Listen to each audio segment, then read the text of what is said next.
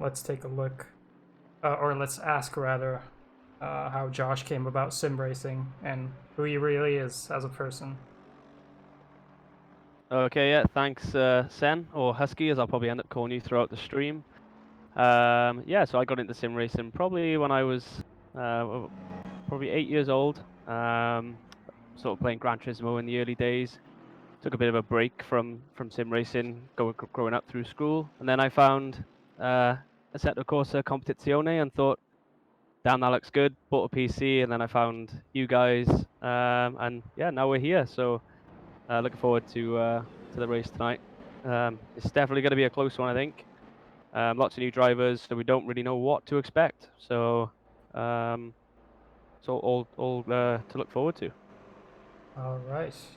So with that being said, let's take a look at how the track looks today. So obviously we're at the Nürburgring. We're gonna do the Grand Prix circuit today. The Nürburgring is obviously situated in Nürburg in Germany. Track has 16 turns, is about 5.148 kilometers long or 3.199 miles long. The race format for today is going to be a 30-minute warm-up, supposed to be ending fairly soon. We'll have 20-minute qualifying and then a 90-minute race. This week we do have an enduro race to kick the season off, hence why we have 90 minutes of racing. There is no mandatory pit stop, so all kind of tactics can come into play. People might not take tires, they might have different fuel strategies, but we'll see that when it happens in the race, and we will have a rolling start. Currently we're still in free practice here. Sessions should be changing over at any moment. Yeah, it should be.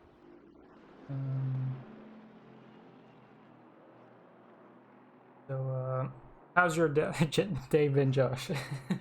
Yeah, it's been all right. I've actually just come off the back of a 4-hour F1 stream. Funny enough, so I did a couple of races on there um, before we jumped in here. So I've been sim racing all day really. So yeah, proper in the mood for it now. I just can't wait for this to get underway.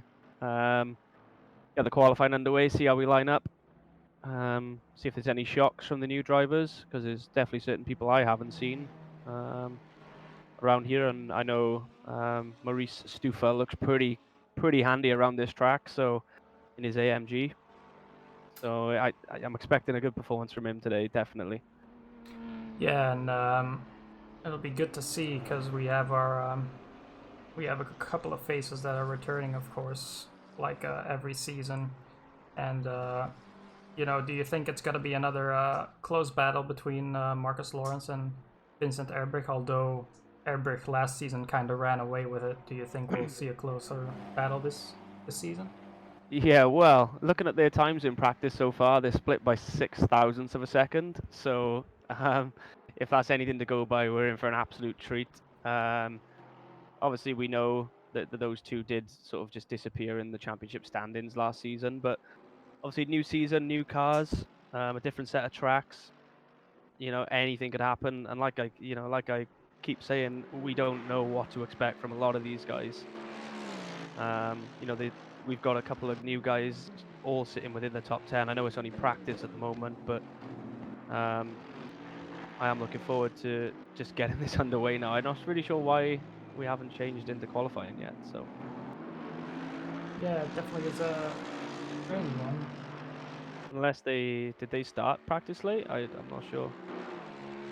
Yeah, I might have to inform since Marcus Lawrence is also an admin on the PCDC team. Of course, he's supposed to forward the sessions, and we were supposed to only have half an hour of practice, so seems like they might be running late a little bit here.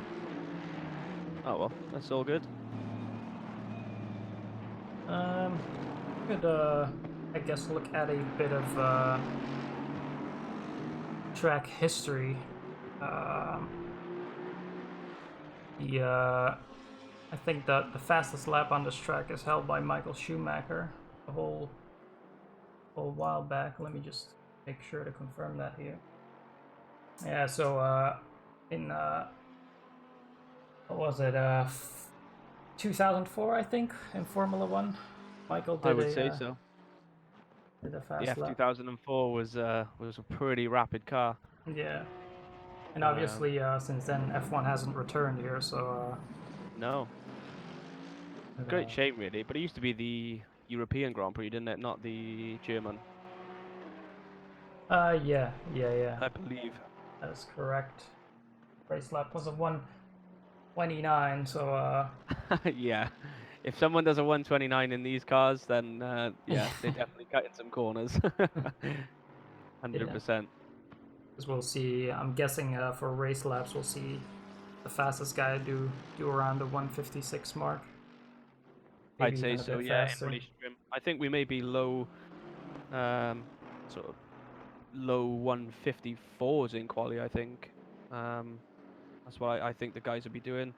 Currently got Vincent Erbrich on a 155 flat and Marcus Lawrence on a 154.7 in practice, so if they're not showing their full hand, then it could get even quicker.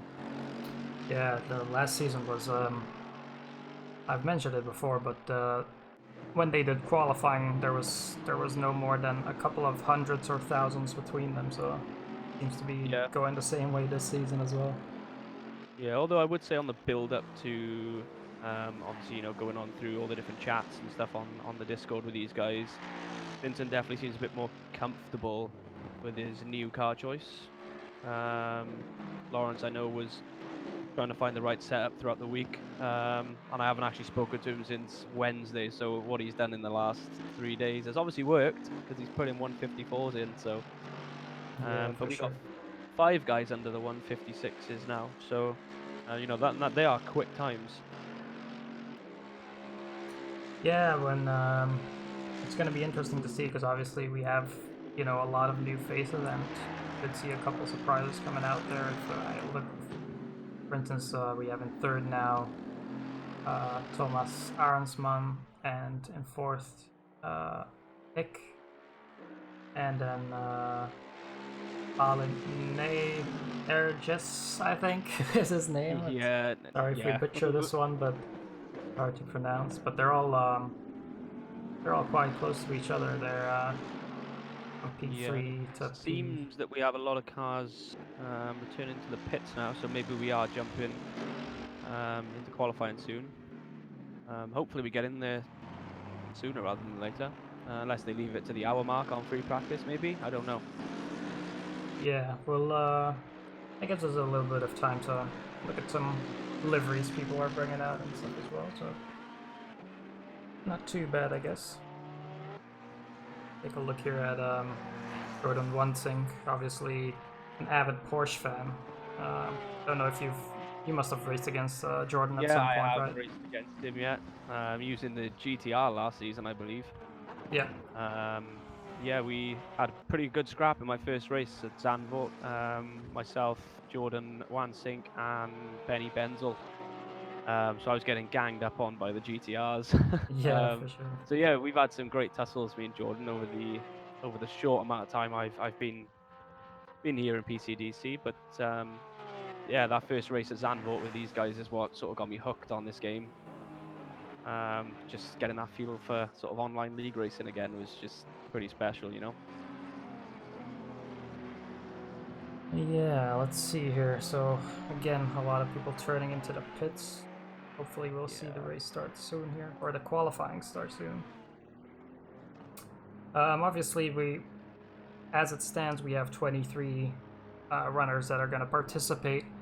Unfortunately, the season start runs alongside the Nürburgring 24 hours on iRacing, so that's why we're seeing a bit of a lower attendance Yeah. this week. But I'm guessing we'll see more than 30 cars on the grid next week at least.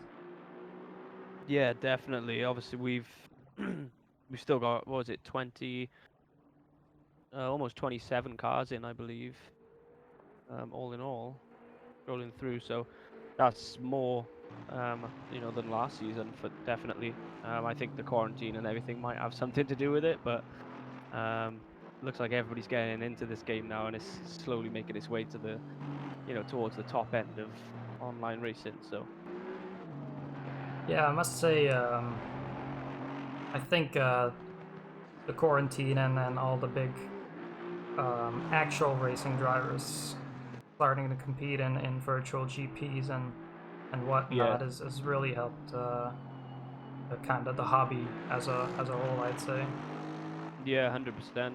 It's it does take a person like that, a proper influencer, so to speak. People think, oh yeah, I'll give that a try. Obviously, the thing is with ACC is you can't, you do have to have a half decent PC to start. But thankfully, well, the sign-ups we've had recently is a lot higher than I think we all expected. So the game's obviously doing something right, and obviously we're doing our bit as well. So Yeah, I think if I'm not mistaken, we have about 47 signups when I last checked. So it's definitely looking very good for the league, and we're just hoping that everyone enjoys their first time around, and definitely also looking forward to that second week when we will actually see what our full attendance is and what everyone's pace is, most importantly, because we might actually see more people challenging for the front. I think it might have been the case where we are gonna see a full hour of practice here. yeah, which is surprising. Normally on the endurance events, we only have the 30 minutes, don't we?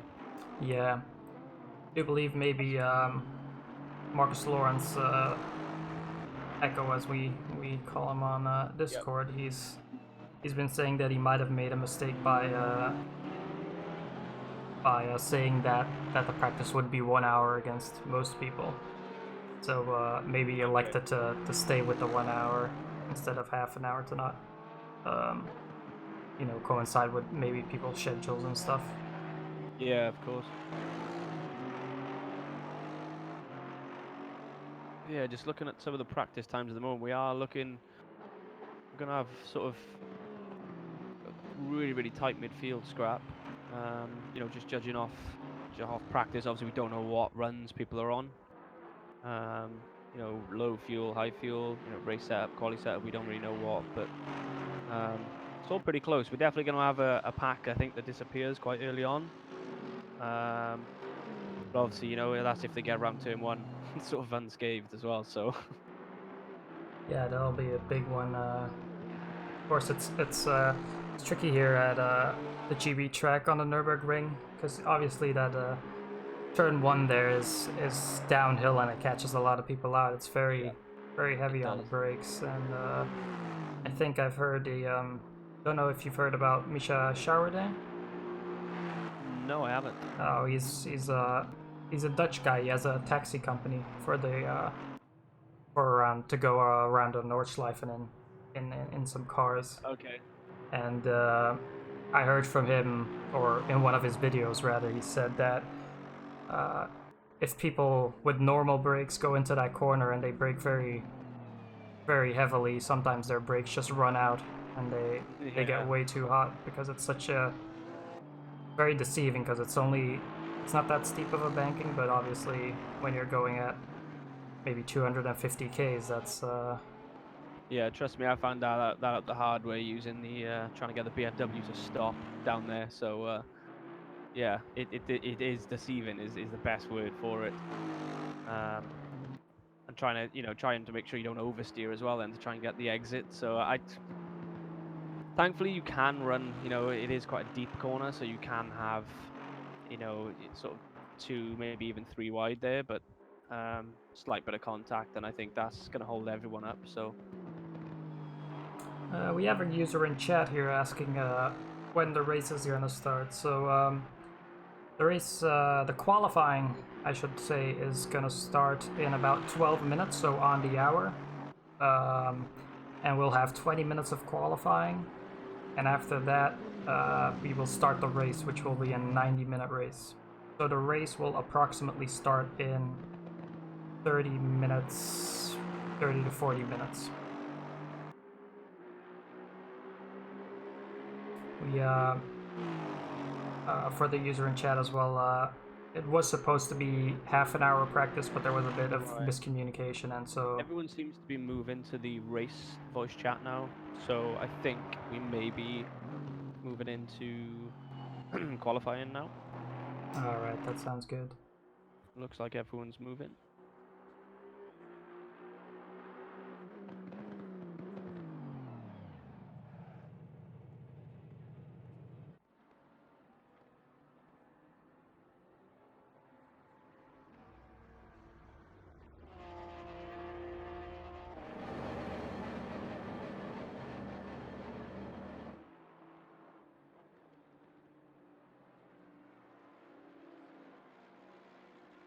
Okay, before we go to qualifying here, we'll have a just a small break here,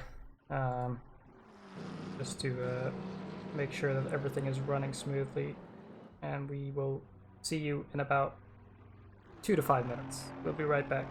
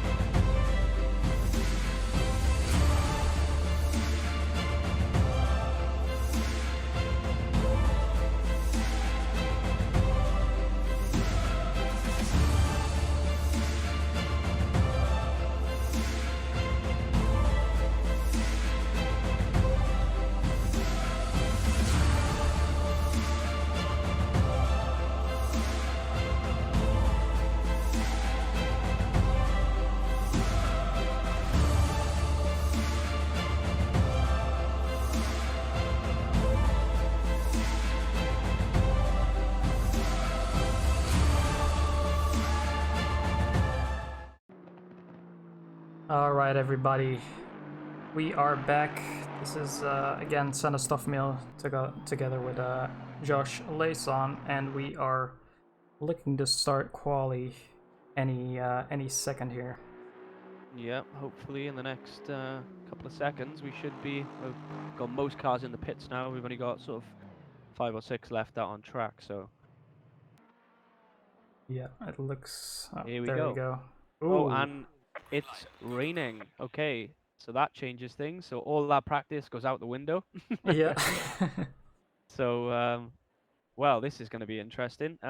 We sort of knew it was going to be unpredictable heading in, as I've just watched a Bentley lose it on the exit of the pit box. Yeah, this is going to be interesting. This really is a leveler. It's really, really going to even out the field, I think. Yeah, and the thing is, the moment we're seeing light rain there, and I'm thinking most people are gonna try and get out on track quickly to set a time in the slicks before it gets too wet. Yeah, that's a fair point. Yeah, I think it's definitely still dries for the moment. Yeah, we can see there's if we're looking here at Marcus Lawrence.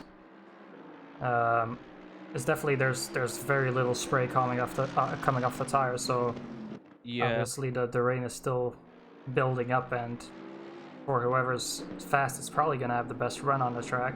So that might be really interesting to yeah. see. If if the cars keep putting in the lap times as well, maybe it won't actually allow the racing line to get wet. So Yeah, that's a good point, actually. If they create a dry line, then yeah, we might see very similar lap times. But, just in case there is that heavy rain, then the people might have a advantage by going out early. yeah. So I've only just noticed as well, they've cut the qualifying to 15 minutes rather than the 30 I thought we were originally having. Yes.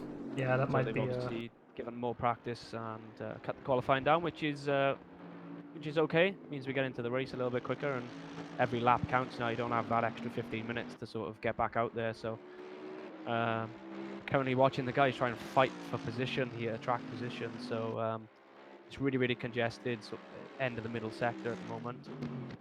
We've got 4 or 5 cars all trying to find a gap. I Yeah, think that may be the story. obviously they're gonna be...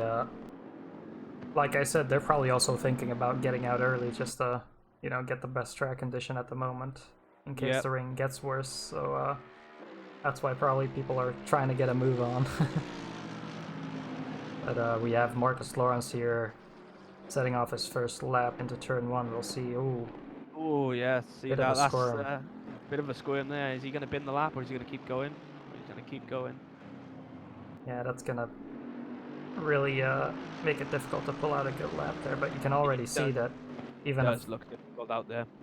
yeah, he's a veteran of our league, and if he's struggling, it's fair to say other people are going to be struggling as well. Yeah. One thing I will say, that Bentley behind looks a lot more comfortable in the rain. Maybe down to his weight or something. I'm not sure, but he definitely seems a lot more, bit more compliant than Mercedes of Marcus Lawrence at the moment. Yeah, I'm trying to find out. I think haven't I? Yeah. Robert Jan de Jong, good friend of mine. He actually started practicing for this event yesterday because he wasn't sure. He spent a bit of time away from ACC and he wasn't convinced. But yesterday he put in some practice and tried out the cars, and he's actually he had a lot of fun and decided to join in today. And I recommended him to Bentley because it's a really well balanced car in my opinion overall. Yeah, it is. It's it floats lovely over the bumps as well. I've heard people comparing it to the BMW, which I've been using the last couple of days, and the BMW definitely does ride ride the curbs. So I imagine the Bentley's probably quite similar. Yeah, I actually used the Bentley in the very first season we had here in PCDC, and in the end I finished as the runner-up.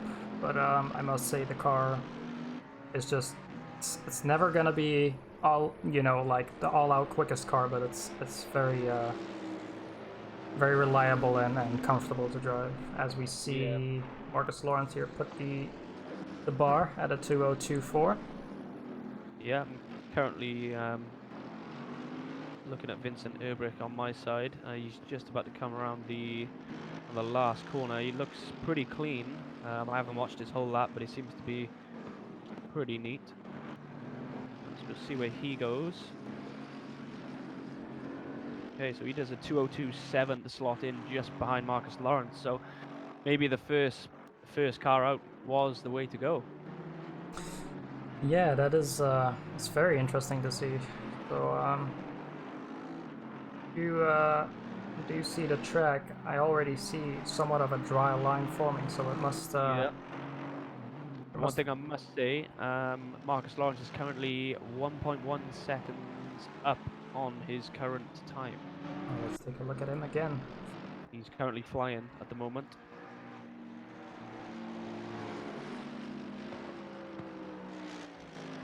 Oh, As Thomas Arnsman goes faster with a 2:01.5, so the track is definitely changing. So it may actually swap to being whoever's last out now. yeah, that is really interesting to see. Yep, we've got lots of cars improving. We've got Lawrence at 1.6 seconds up, Vincent Erbrick 1.7, Nick is 1.6 improving. So yeah, it's definitely quicker out there. Yeah, as Lawrence runs up to the chicane here, let's see what kind of time he can churn out. And still about 1.6 seconds up. Let's see if he gets a good run out of this last corner here. Yeah, it's looking good so far. Definitely a lot more compliant as you see the Bentley there in the background, just sort of losing it. There we go. 2 minutes, Yep, 2 minutes flat. Vincent's coming down. He's currently 2 seconds up. He's approaching the final chicane now. Yeah, that'll be a big improvement for him. And we might again see it being very close Yeah. between Lawrence and Herbert. I think this is provisional pole as he crosses the line. Now, yes, it is Oh by yeah. 0.4 of a second. So, obviously he did go round later than Marcus Lawrence. So, Yeah, for sure. we'll see now. Let's take another look at that are in the midfield here. Take a look at Nick Dealey in the only Lamborghini here. He's coming up to the chicane, but we know the Lamborghini is a very nervous car to drive. But if you can Yeah. cope with that, you can be very fast in it. Let's see as he runs up to the line. He's about 1.4 seconds up, so that's going to be a big improvement. There we go, up to 7th place. Very nice indeed. So, we've also got Marcus Lawrence has pitted, and he's gone out on fresh set and maybe more or less fuel. Not really sure on that. I would say he's probably gone definitely for a new set of tires. But at the moment, Erbrich and Lawrence definitely sort of out there on their own at the moment. 8/10 back to 3rd place.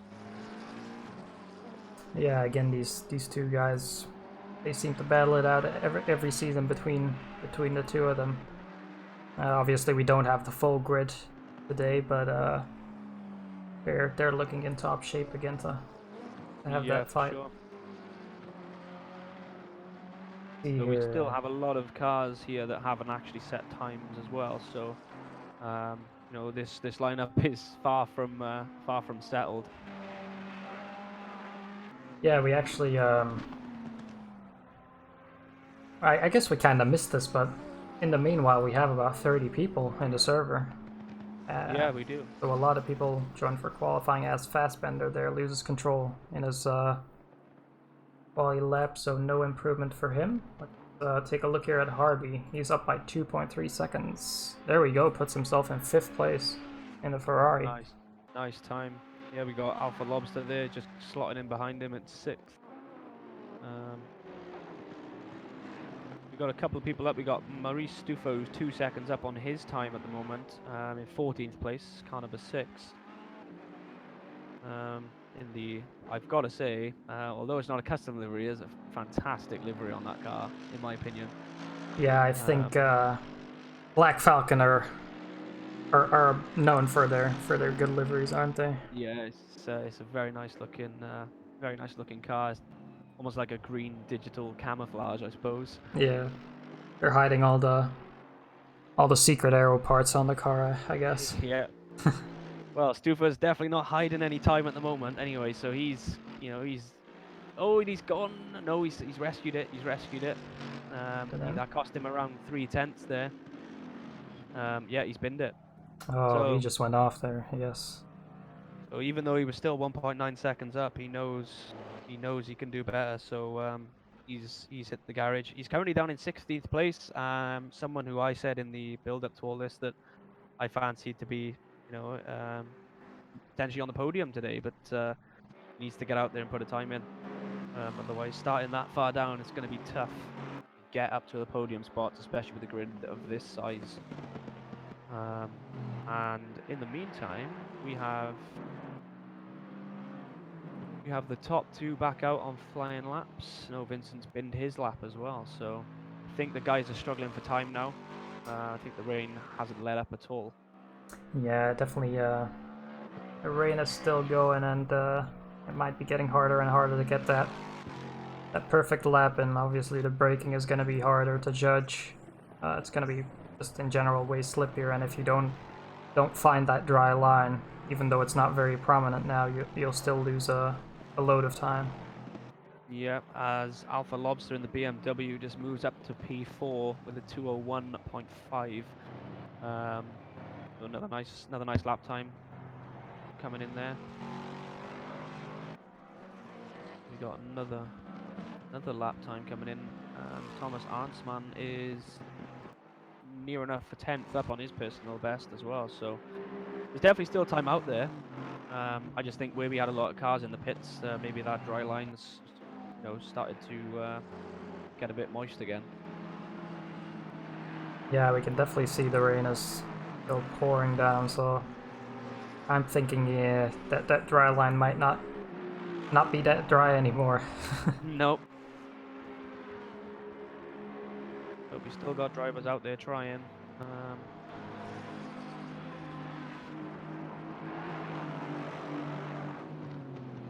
Take a look here at Balint Nergis. He's 1.1 second up in the Lexus. Yeah.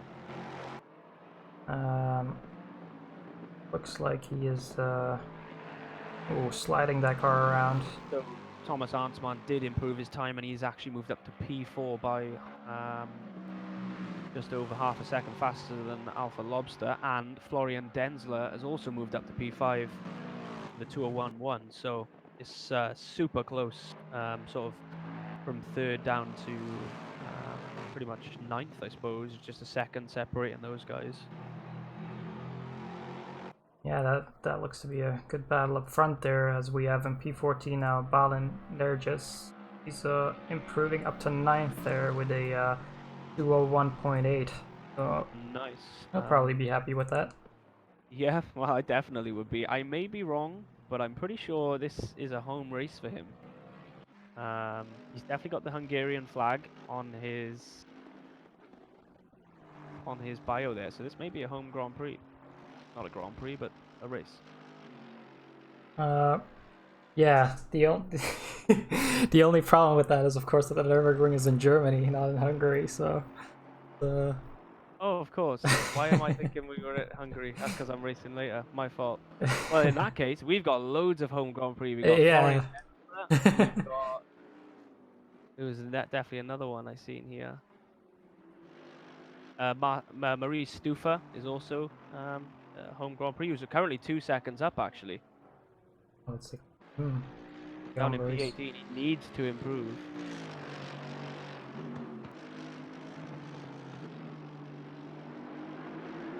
Yeah, let's take a look here. That's again in that She is. nice livery there. He is 1.8 seconds up, which will see him move up to, what is that, 13th place, I think? Oh, even more. See him up to Top around 10. Yeah, top 10, so... long as he can keep it together.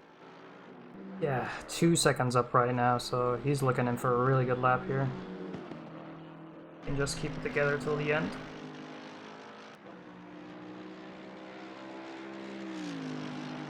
He's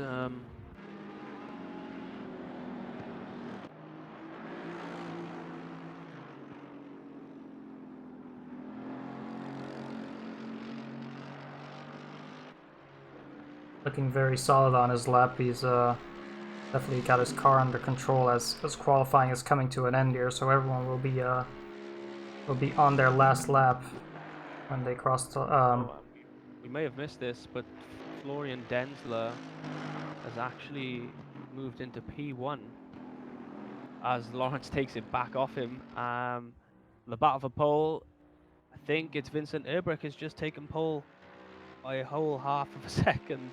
Oh yeah, that is goes and rounds it up. The rest of our guys are in the pit.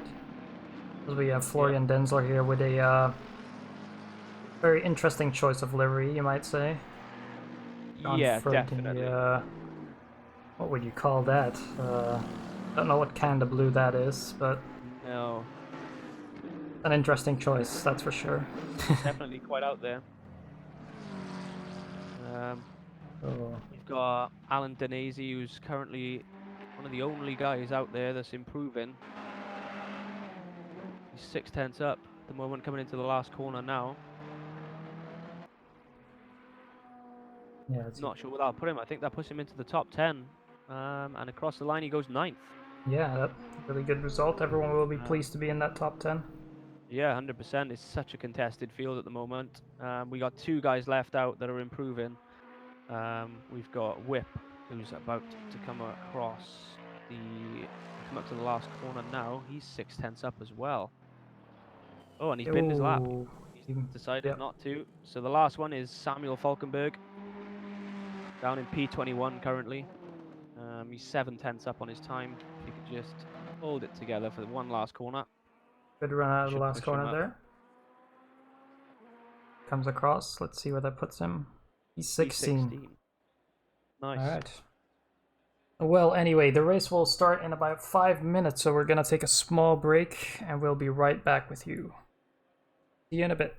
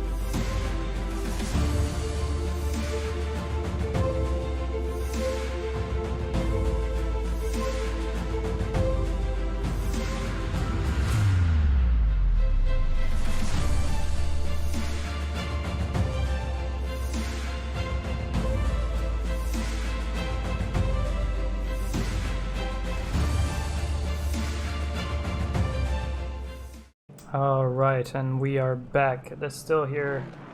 Your host, Phil, with my co-commentator, Josh Layson here, as we will have a quick rundown of the grid here. So in first place, we have Vincent Erbrich. In second, we have Marcus Lawrence.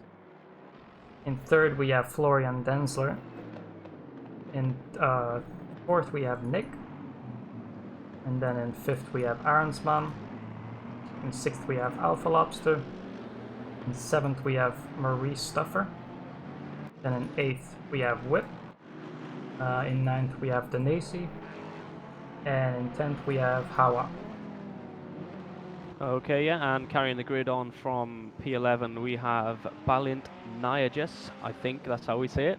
He seems to be the only nightmare out there today in terms of names.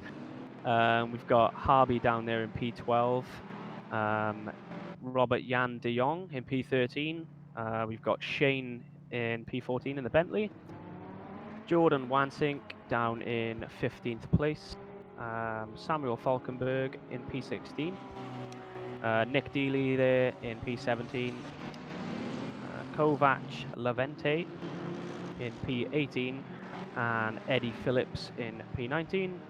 And rounding out the top 20, we have Stefan Trigo, I believe. Looks like we have lost people from this list. I think we may have pit lane starts or something, but Yeah, I see Robert Jan de Jong is electing to start from the pit, maybe. I'm not sure. Yeah, So that's why the HUD is a bit messed up. But we'll continue with 21st place, which is the Knecht. 22nd is Parnell. 23rd, Pardo. 24th, Tuck. 25th, Knoppel. Fassbender in 26th. Person in 27th. Ebio 28th. 29th, we have Howard. And then in 30th, we have Jaksic. So we're almost coming up to line here, if I'm not mistaken. And we'll take a look here at our leader, Erbrich. We're about halfway down to the chicane. We can see everyone trying to get some heat in the tires. It'll be interesting to see, because I'm guessing since it's light rain, we'll see well, obviously a lot of people are gonna have started on the slicks, because I don't think the wets make sense right now. no, I don't think so. I would probably be running slicks for the meantime. Obviously, you know, we've got 90 minutes of racing ahead, so at the end of the day, if you feel you've got to pit for wets, I imagine it's probably the same for the other drivers on the grid as well, so no point risking it from the start. Yeah, that's why you can see a lot of people here furiously warming their tires, and we'll see them bunch up now for the race start. We come around the last corner with Vincent Erbrich on pole position and Marcus Lawrence right next to him. See that shot there, everyone coming around the last corner. Everyone bunching up.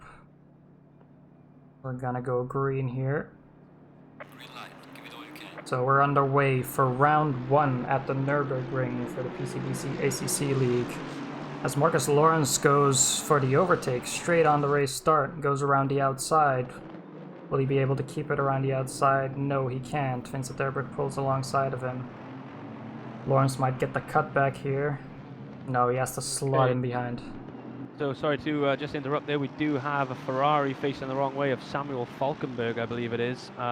Couldn't actually see if he was hit from there, or whether it was just a loss of grip there on the rear end. But that's the only real casualty into turn 1. So everyone seems to be getting away and getting on quite well. Yeah, let's take a look here. There we go, we have Falkenberg up on screen. He doesn't look... Slight bit of damage at on the front right there, or front left I should say, but might have just gone off and collected a bit of gravel there. Yeah, I think so. Return to our leaders here, because everything is really close together there in the top 4.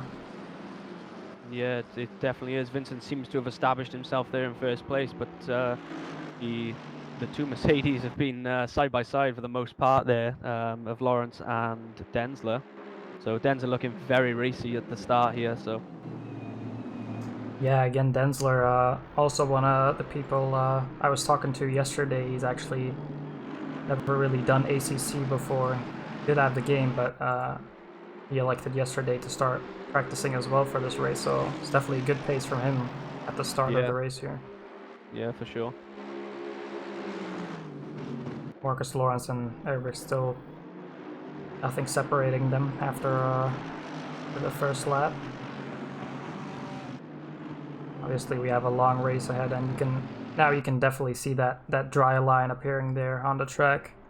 Yeah, 100%. Yeah, especially with all the cars approaching it at the same time now. It's I imagine that stays dry. As we've got a couple of cars heading into the pits. I believe Jordan Wansink is one of those.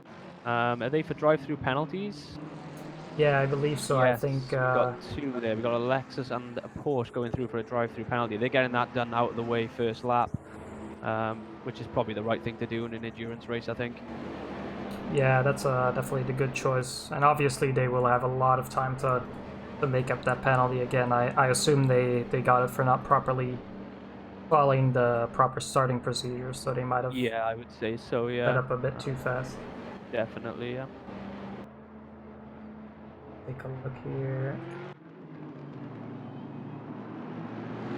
As we take a look at a bit more of the midfield there. Everyone's still running really close together.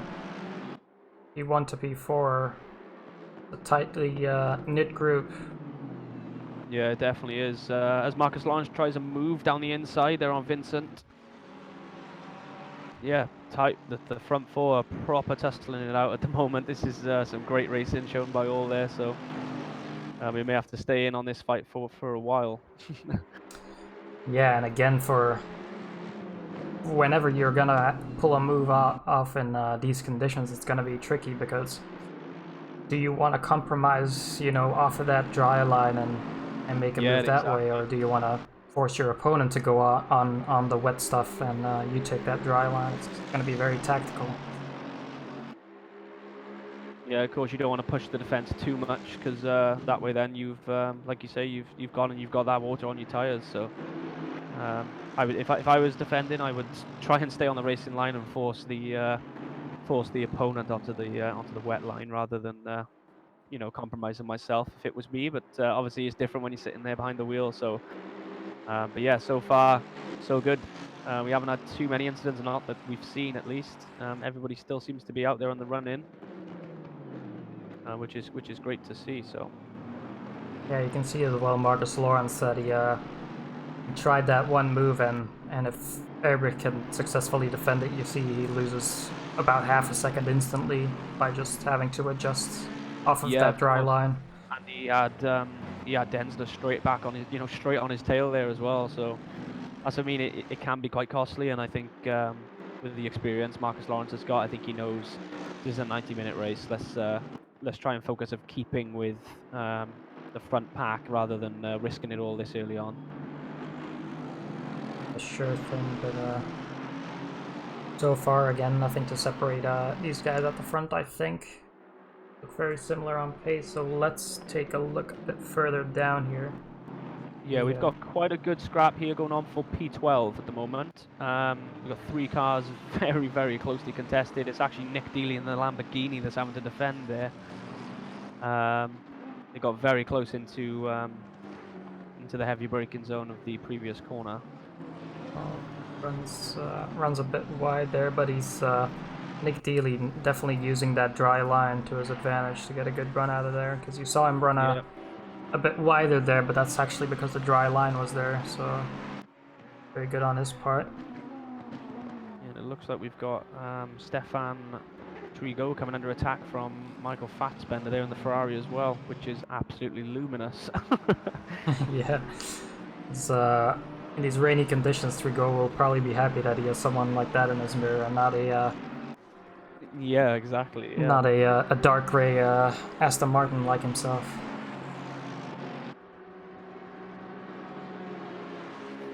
Yeah, nothing between the two either. It's gonna be a guess, of course, if Fassbender can actually pull off a move, because again, it's gonna be a very tactical race with this weather. It's not quite wet enough to go on wet tires, but Nick Dealey has actually lost the position there to Nia Jess there in the Lexus. He's taken him for P12.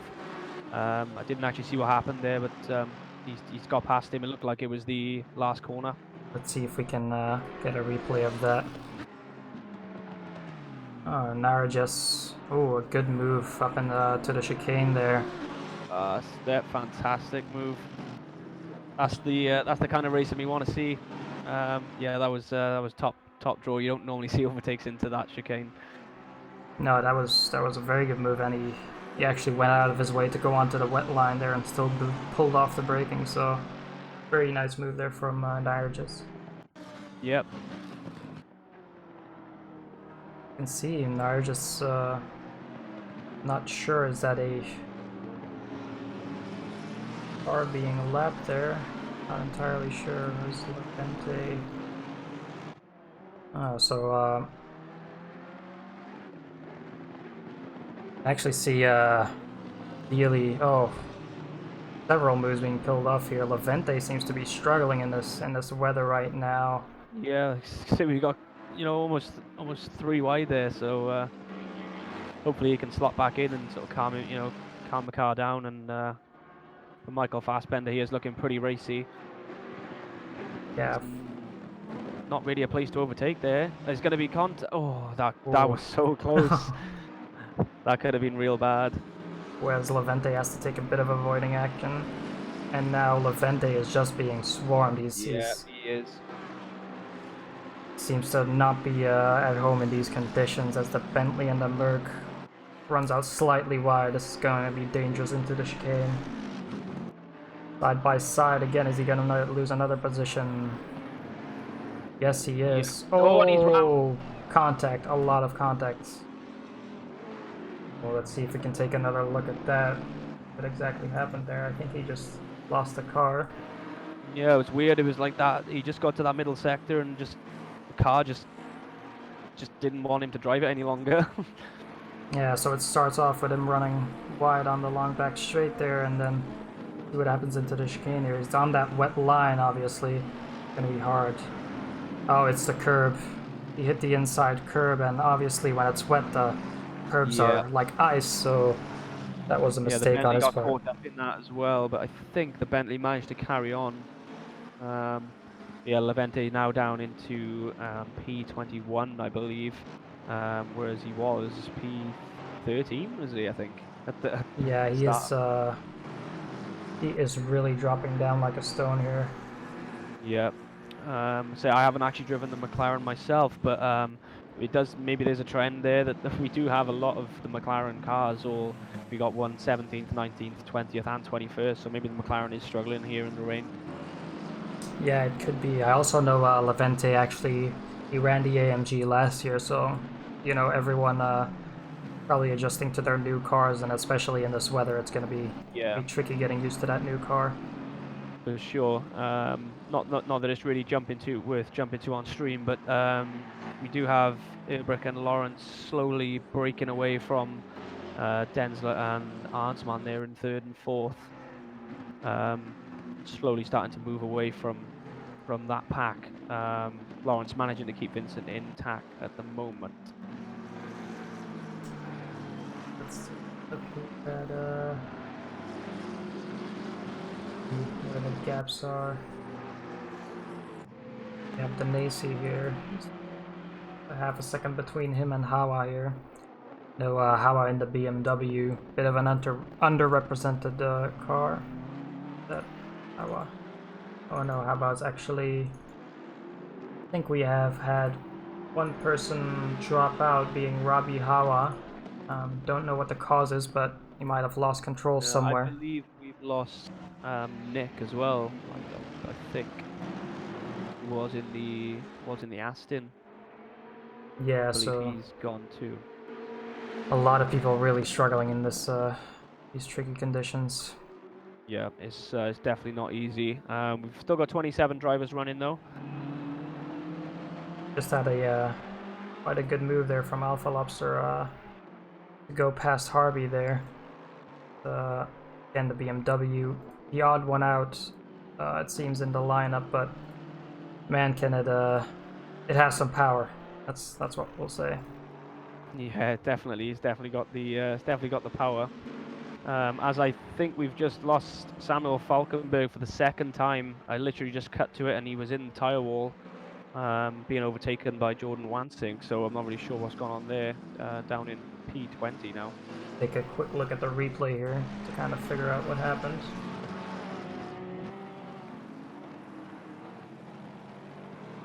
He's coming around the first couple of sets of corners. He goes on to the runoff there, the green stuff. That's obviously very slippy as well. Yeah. So Of course. I assume we'll see a lot more of those mistakes being made. Once you touch those curbs or the runoff, you're in a bad place.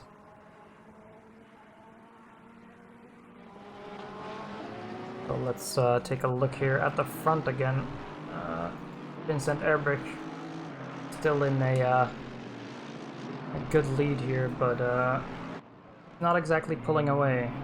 No, and I believe Marcus Lawrence's previous lap also just set his personal best as well. So definitely a battle to keep an eye on throughout the race.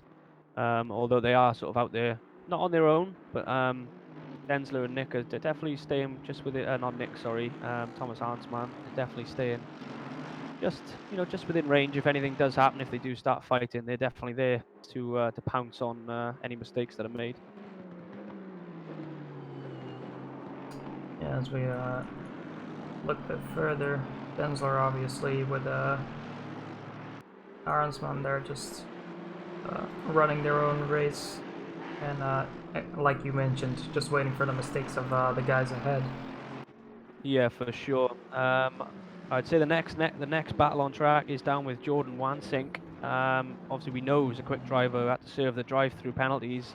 Currently attacking Eddie Phillips for P18, I believe. Yeah, let's take a look at that. Behind Levente. Yeah, Jordan obviously is a very solid top 10, even top 5 runner at most times.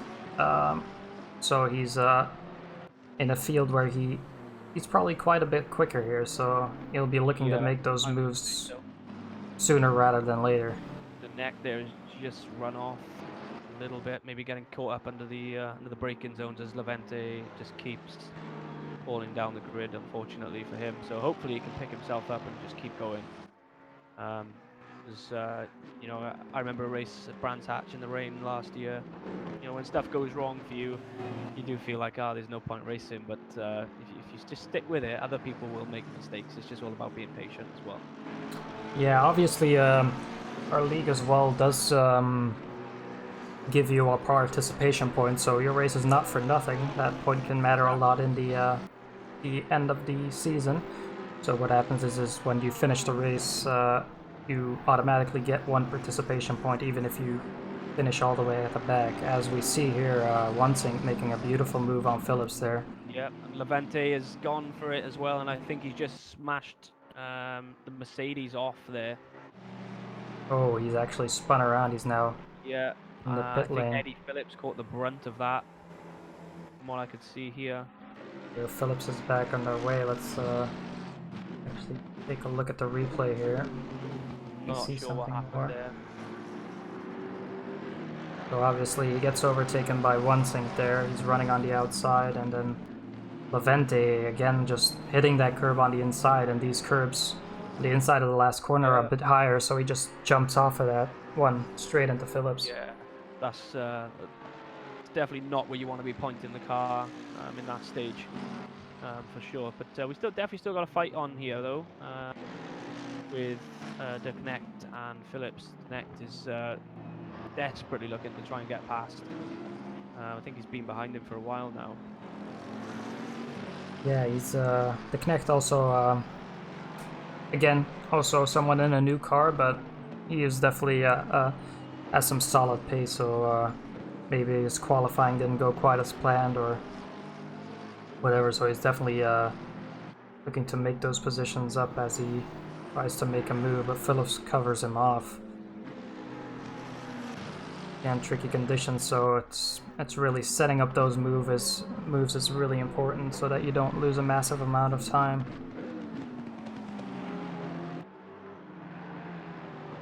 Yeah, and it looks like Thomas Arnsman and Florian Denzler have swapped places as well. I'm not sure when that happened, but the Aston has finally got past the Mercedes, which has been behind for so long. And also we got a Lexus there of Whip that sort of joined that battle. So we've got a third, fourth, and fifth scrap that's going to keep developing over the next couple of laps. So I'll keep an eye on that one, and I'll let you know. Yeah, I'm taking a look here, seeing if we have any other big battles going on. Go here to Michael Fassbender, and there's a little bit of a, don't want to say a train forming, but people are definitely getting closer to each other here around 10th position there. Yeah, we seem to have battles going on pretty much, wherever you look. So yeah, there's definitely quite a competition across the field, so it's hard to keep track of everything. yeah, exactly. Especially with this amount of cars, but yeah, it looks like Eddie Phillips has managed to keep the neck behind for a while, and they've actually arrived on the back of Colin Tucker there as well. So yeah, there's lots happening, which is always good to see.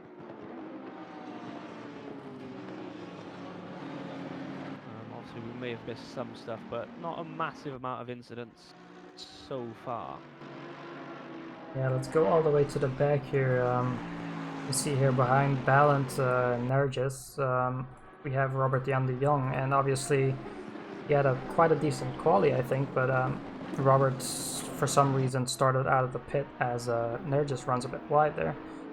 But I don't know what quite happened for him to start out of the pits there, so he's a lap behind of everyone No, he's now. just unlapped himself there then, I guess. Yeah, he's unlapped himself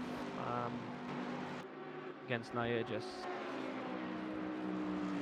So if he's managing to unlap himself there, that's P11 there. So he's obviously got the pace, but something's obviously happened. So Yeah, he was looking really good before the session, so it's a shame that he's that far behind, but I'm sure by the end of it he might have made up a couple positions at least. He can keep this pace up at least. And let's go back to the front for a moment there, as we see now that Vincent Erbrich has filled out a bit of a lead, about 2.5 seconds, 2 to 2.5 seconds between him and yeah, Lawrence.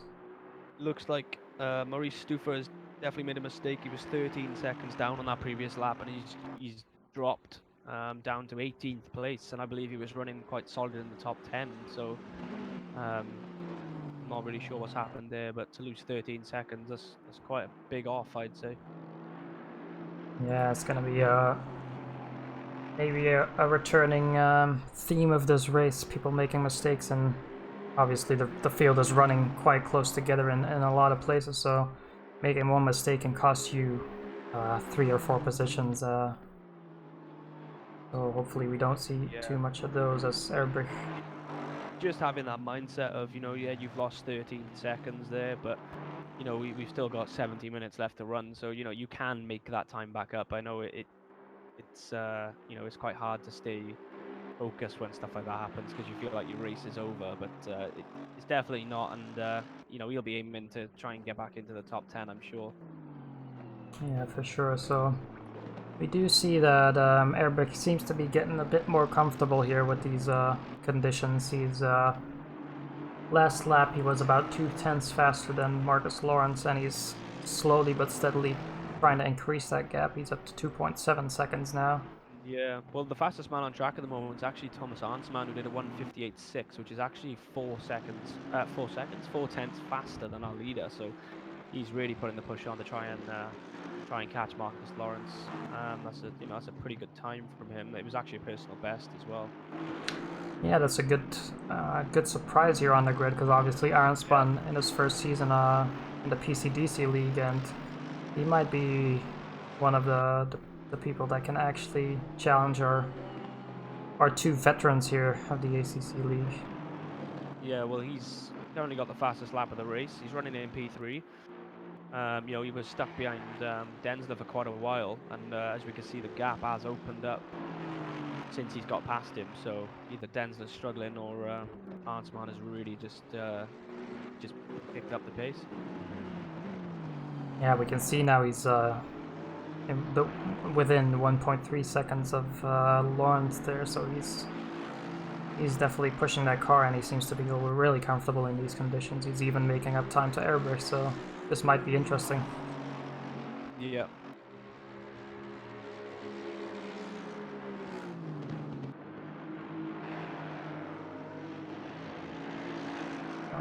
Take a look at Colin Tuck. I see racing is quite close here between him and the Knecht. The Knecht, again, still slowly making up positions, if I'm not mistaken.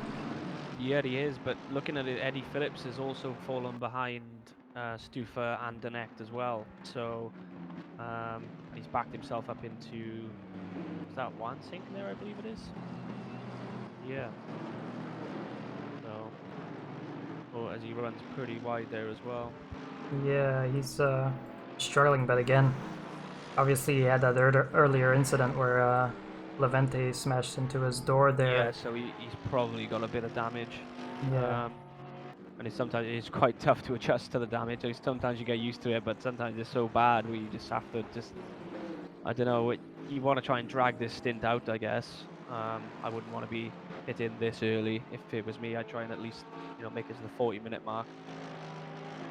Yeah, it's one of those things where you have to decide to give up a little bit of pace or make that pit stop instantly, but obviously they don't want to go in too early because then they might not make it on fuel, so you'd rather run around with a tiny bit of damage and give up a bit of that time instead of having to pit twice instead of one time. Yeah, as we got Samuel Falkenberg into the pits. So I think he, apart from drive-through penalties, maybe one of the first guys in. Yeah, that is interesting. Falkenberg, I think at the start picked up quite a bit of damage as well. Yeah, he's been, he's definitely had some bumps. Let's put it that way.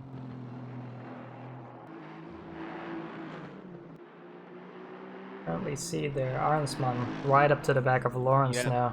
He's still the fastest man on track. He did a 1:58.8 previously, and Marcus Lawrence there runs a little bit deep into the corner.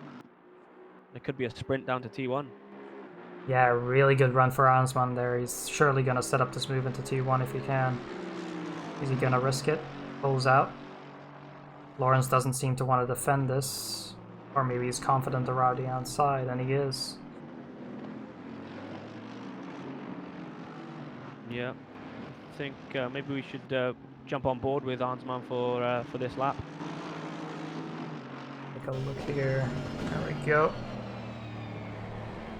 Have that great sound of the Aston, and we'll give you a moment here to enjoy the engine sound while he's chasing down Lawrence.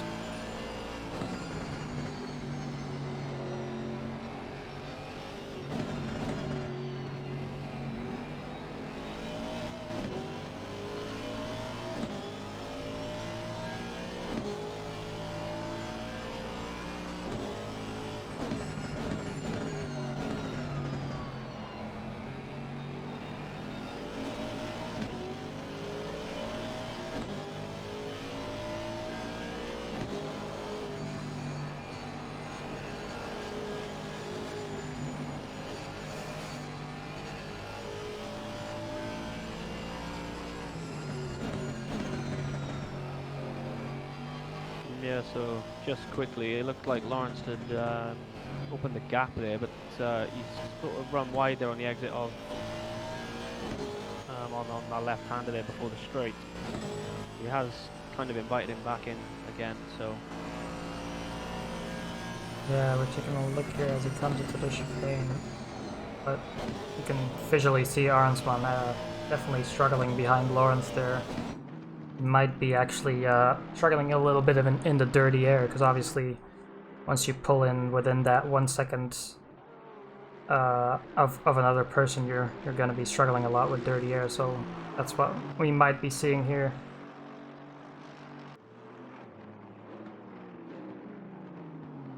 See if we have some other battles going on. I'm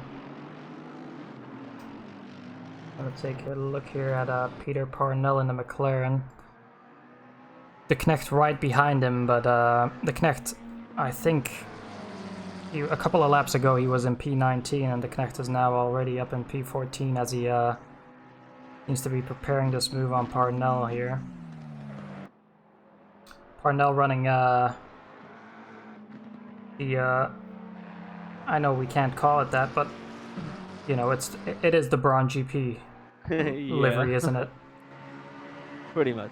Obviously the car in real life being run by Jensen Button, and I believe it has the world's fastest gamer, James Baldwin, that should have been driving it this season, but obviously with the whole Corona situation, he's not had the chance yet, I think.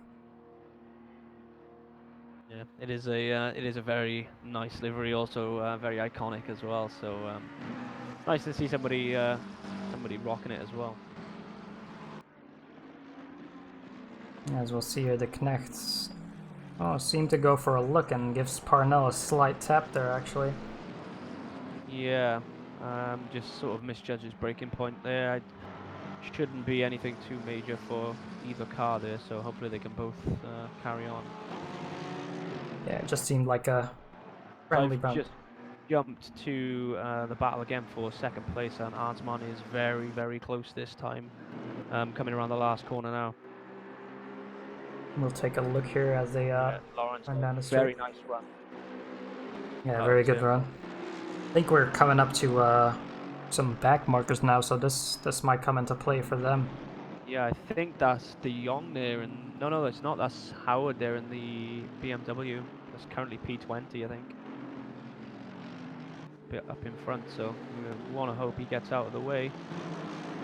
A look at Howard here, so obviously Arnsman and Lawrence closing up quickly, so we'll see how Howard decides to deal with that here. He should be getting the blue flags here any second. Yeah. As we can see, Lawrence is flashing him as well. Yeah, he's on the flashes, yeah. Really, Howard is gonna get out of the way here soon. He hasn't yet, has he? Now he has, yeah. Yep. Even put his blinker on. Yeah. Okay. Right, well that's that back marker out the way. Next one up for them is Levante, so hopefully the guys there. But look at this, is really let Arnsman onto the rear there. This is going to be a good scrap. I think we could see this going on for quite a while, but I thought he was going to take a look down the inside there. But all the while, Vincent Ehrbrich is just pulling out a nice little gap to those guys that are fighting for the win. So yeah, obviously Lawrence is going to be looking in his mirror almost 24/7 while Arnsman is so close to him, and they're not going to notice it themselves, but they are losing quite a bit of time now to Ehrbrich. He seems to get really close to him there through the chicane. He definitely seems to have a bit more confidence through the chicane than Lawrence in the Mercedes, but this is the closest we've seen him. 100% this is the closest they've been. Yeah, I think actually Arnsman got a bit squirmy there on the exit because he just hit that green runoff part there and had to really keep his car in check as the rear broke out. Again, Levante there gets nicely out of the way of those two. Yeah, perfectly out of the way. Arnsman, I can just imagine he's getting quite hot-headed in that Aston now. He probably just wants to get him done out of the way because he knows he's got the pace to potentially push on. Right, they run side by side now. Arnsman is really trying to press the issue here. Gets like quite a good run there, but good defense being put up by Lawrence. Arnsman obviously having a bit more pace than Lawrence at this stage, so as they run to the hairpin. Let's see if Arnsman can get a decent exit there. No. Lawrence managed to park the wide rear end of the Mercedes well on the apex then, so he had to get off the power again. But yes, it's a really good scrap, especially being so important for second place. And Densler behind is actually lapping faster than them at the moment as well. Obviously having a little bit of clear track himself, so if Arnsman doesn't get this done sooner or later, they may be a three-way fight for second place. Yeah, obviously, that's what Denzler would love to see if they just keep scrapping along. And you wonder at this point, might it not be smarter for Lawrence to maybe see the position a bit easier and instead of letting everyone close up to the back of them. Yeah, just Lawrence seems to get such good traction out of that rear corner, out of the last corner there, and the complete opposite for Arnsman. He seems to just get on the curb in and kind of ruins his run. Yeah, if Arnsman is just a little bit more patient, I think he can pull off that move into turn one. But when you're chasing someone down, you just, when you see them pulling away, you just self-consciously hit the gas. Yeah, for sure. Ooh, is that Lawrence? Oh, might pull it off here, Arnsman. Around the outside, he's got it. Very nicely done. Looked like Lawrence just lost the front end of the car there. He just sort of pressed the brake and it just didn't comply at all. See if we can take another look at that. Maybe a blessing in disguise for Lawrence. He just doesn't know it yet. So yeah, Lawrence just gets a bit loose there under braking. Allows Arnsman to get alongside. Then Arnsman, obviously having the outside of the corner there, gets a way better run out of that corner. Yeah, and fair play. The space left was, if anything, too much, which is great to see as well. Last thing you want is the podium places, clashing with each other. So Lawrence has got to pick himself up now and try and stay with him and just try and keep the deficit down. Yeah, we can see now as well. Arnsman has instantly pulled a 7/10 gap there. So if Lawrence can't latch onto the back again, he might not be seeing Arnsman again. Yeah, it's definitely going to be interesting now to see the times that Arnsman can put in against Vincent, because Urbrecht, he's got a 58.2 while all that fighting was going on. Whereas Arnsman's personal best is a 158.6. So this will be his first lap now where he doesn't have Lawrence in front of him. So I'll keep an eye on the timings there. Yeah. Meanwhile, take another look here at Michael Fassbender and his very noticeable Ferrari, let's say, because he has a person right on the back of him. If we look at their lap last time, they were very similar, so matching each other in pace. Yeah, Domi is surprisingly not been anyone we've really spoken about today. He seems to have kept himself out of trouble, but sitting nice there in P11 and hopes to improve to P10 now. Yeah, we see Fassbender going defensive there into the chicane. He's definitely worried about Porson behind him there as he runs a bit wide on the grass. But Person just needs a good run out of the last corner to get that move done. He is definitely closing up in the slipstream. About 4/10 in between him. Oh, is he going to have a look there, I think? He's Yeah, going to have a look down the inside, takes a look on the inside there. And you get the switch back. Gonna park it on the apex, very nicely done. Played, yeah. Fantastic move. Another that moves him up into the top 10. Yeah, just make sure he holds him off there so he gets a really bad run there, Fassbender. And Person definitely looking to move up a bit more, I think. Putting in some solid pace, and he'll be hoping to at least get in that top 10.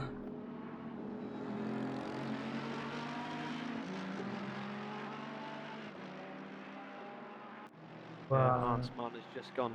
He's about to go 3/10 faster than his personal best. He's done a 158.4, but all the while Vincent's done a 157.9. So I think definitely the track is dry, and you definitely can't see the rain as heavy now. Yeah, if we actually had a chance for position, if I'm not mistaken, we had Whip overtake Denzler here. Oh yes, we have. Yeah, the Lexus getting past. Yeah, I'm still really convinced that the Lexus is quite quite good at this track, as Whip might be demonstrating here, because remember racing it one season and or against it, I would rather say, and in the dry that the Lexus was just unmatched against any other car. Yeah. We've got Alpha Lobster here pitting from P7 as well, so it's one of the first sort of front runners, I guess, coming into the pit. So we'll see how we'll see if that fares in well at the end, or whether he came in a little bit too early. But only time will tell. Yeah, this is around that time now where we will see how strategies start to play out, because obviously Yeah. there's a lot of opportunities.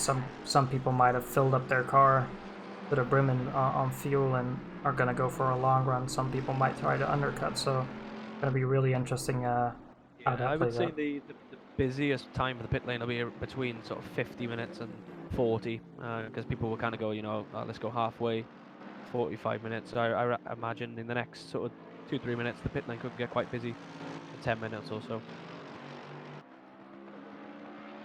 Yeah, as we see now, Peter Parnell is also coming in for a pit stop. I believe it's also a Yeah, just in a and strategy. also Jordan Wansink is coming as well. Yeah, so some people are definitely trying to get that early pit stop in, maybe trying to get a bit of clean air once they come out of the pits. Might be stuck behind someone, trying to get that undercut.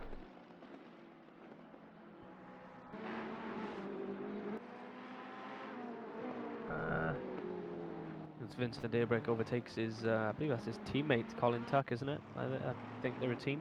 Yeah, they are a team. Colin be calling himself very much the gentleman driver. Yeah, I love that though. I love the team where you've got you've got that as what people call in the sim racing world an alien up front. And Colin Tuck, he's probably one of his strong, he's having a strong performance there in P16. He's managed to sort of stay out of trouble. And that is midfield. That is the middle of the pack. So Yeah, I know Colin likes to brag about his vineyards and his wine tasting all the time, and so he's definitely the big money spender on getting Erbrich to join his team there, and yeah, okay. he's just in Is it that for why? the fun, I Is that think. why the color of the car is sort of a red wine red? Yeah, that might be actually a reference there. That's you picked up good on that actually. That might be Yeah. the case, and you might have to ask him that after I the don't really race. know my wine, but I know it's dark red, some of it. So Yeah. As we see now, Peter Parnell actually got a drive-through penalty, so he must have made a mistake in his pit stop there. Probably spit out of the pits or something along those lines. yeah, and I've just clicked on Levente because you see he's in the pits, and his car is not in a very nice shape. Yeah, From what I can see, it's yeah, she's pretty bruised up, but and what I love about him, whenever I've raced him, he just doesn't stop and he keeps going. So I hope I hope he doesn't stop today, because I appreciate people when stuff isn't going well, just to keep plodding on, and I do love that. yeah, definitely. I think last season was the same, and I think he's just been a bit unlucky here today, having to have his first race in interchangeable conditions, and Yeah, just a bit unlucky. And I guess we'll see him do better the next round once he settles in a bit more. and so we do have a fight for P6 potentially brewing. Balin Niages, I still can't say his name. I'll have to speak to him and figure out how we say his surname, because I feel like I'm butchering it and I feel bad every time I say it. But he's closing in on Harvey at the moment for P6. Definitely been making gains over the last couple of laps. Did run a bit deep there into the first corner, but definitely closing in. Yeah, this is definitely Nergis. I remember him seeing a bit him start up quite far up the grid, if I'm not mistaken. He was P11 at the start. P11, so he's made 4 positions, so definitely not bad. Obviously, we still have to see the pits play out, so I guess he'll drop back a couple positions. Yeah, and that's sometimes where where you do see some of the experienced racers that sort of know their strategy a little bit better. Because I know when I first started, I didn't really have a clue, of what's good to run. Obviously, I normally run. I normally fill my car up because you can always, if you don't have enough fuel, you don't have to stop again. Whereas if you don't have enough fuel once you filled your car up, you can always add. Yeah, as we see now, Aronsman has actually come into the pit, so he's elected to go about halfway. Yeah, And that's not a bad shout. Obviously Vincent Nürburgring and Lawrence do have a lot of experience in these sort of 90-minute races, so I expect to see them run a little bit longer, I think. yeah, it is. I know from past seasons that Erbrich usually elects to run pretty long. Same with Lawrence; they usually prefer to have a short stint at the end, and so I expect they probably filled up their cars to the brim and are just gonna do a splash at the end. Yeah, I'd say so. But then again, it will be interesting to see because Arnsman must have been on a lighter fuel load, so hence why he might be, that might have been why he was making up time. Yeah, of course. But I don't know if you noticed, but the rain has actually stopped, so the track is drying up. Yes, it has stopped. Yeah. I'm just watching Murray Stufo. Looks like he's about to overtake Falkenberg for P18. They're side by side at the moment.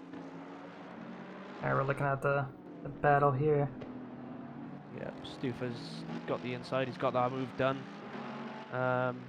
It's quite surprising. I would say, like I said, he made a mistake earlier on, 13 seconds. But in the build-up to this, he was one of my favourites. Unfortunately, not gone his way so far today, but still half the race to go, so it could all still change. Yeah, as we look at the replay here of Stuffenberg as he goes around the outside. A really good move there. Doesn't give Falkenberg a shot at coming back at him, and then gets a really good exit just before the hairpin there, so really well done.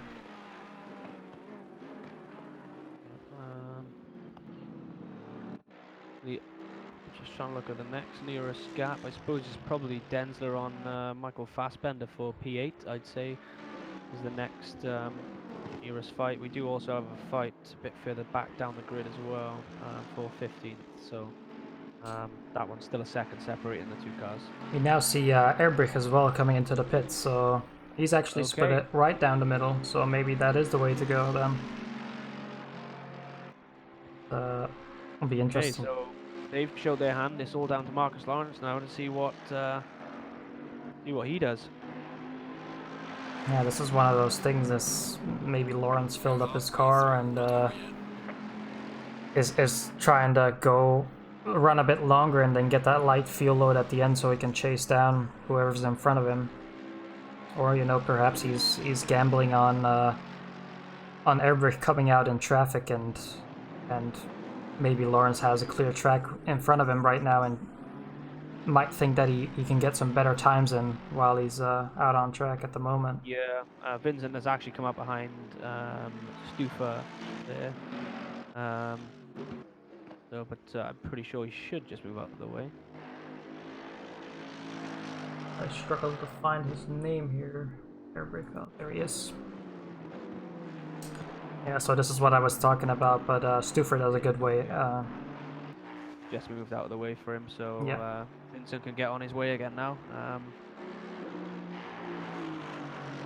Yeah, looks like Vincent does have a clear track ahead of him now. So was it planned? Maybe, maybe not. I know Erbrich spends a lot of time preparing for these races, and maybe his pit strategy is one of those things that he prepares a lot for. Yeah, of course. Well, Arnsman has been out for a while now, and he's in some clear track. He's found a nice little patch of patch of tarmac to put himself on. So he could definitely start pumping the lap times in. However, I don't know if that is correct, but it says his last lap was 3 minutes long, but he didn't pit last lap, did he? No, I think he did. I think he actually. Well, made me think Unless he now. has had an off. Yeah, Vincent pitted lap before, Arnsman was the one previous, so. yeah, he is 14 seconds behind, but maybe it just hasn't updated. As Aaron's one now does a 1:57, so surely that must have been his pit lap. Maybe Yeah, not sure, but he's actually set the fastest lap of the race, I believe. Yes, he has. Obviously, we're going to see a lot of drivers setting fastest laps of the race now because obviously the track is drying. So, yeah, it does seem to me that not sure, but it does seem that Arnsman lost quite a bit of time to Airbrush. yeah, he wasn't 14 seconds behind him before the stops. He was around 2.1, I believe the gap was. Yeah, so that Not is sure though. interesting to see. We'll obviously we'll have to wait for the guys in front, so Whip and Serafini, Danesi as well to pit. Obviously we can see the relative time there. So, but that's another driver we haven't really mentioned a great deal. Is Danesi? He's just been plodding along, and Yeah, he's really not quite sure where he started on the grid. He's definitely doing a good job there. He's just again one of those people that we haven't highlighted, but he's just slowly making his way up the grid. That's probably why we were missing it. Seems like he had a decent pit stop as well, because he'll end up being in. Let me see. He'll end up being in 6th, I think, once the pit stops filter out. If I'm yeah, not I think mistaken. we've still got Domi to come in, haven't we? And Fassbender, I don't think it's pitted either. Not that I've seen anyway. Yeah, those two definitely still have to make a pit stop. So yeah, the AC running in a net P6. He'll be very pleased with that as he's putting some good pace in.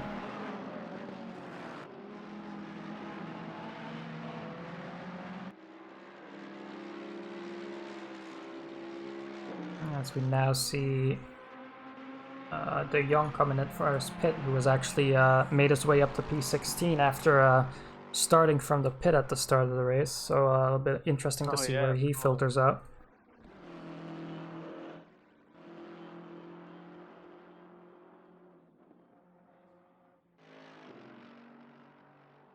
I'm not sure if that's updated, but Vincent's last lap was a 2:03.2 as well. Yeah, he must have made a mistake somewhere. Because, Yeah, whereas the fastest guy on track by 7 tenths at the moment is Thomas Arnsman as well. So,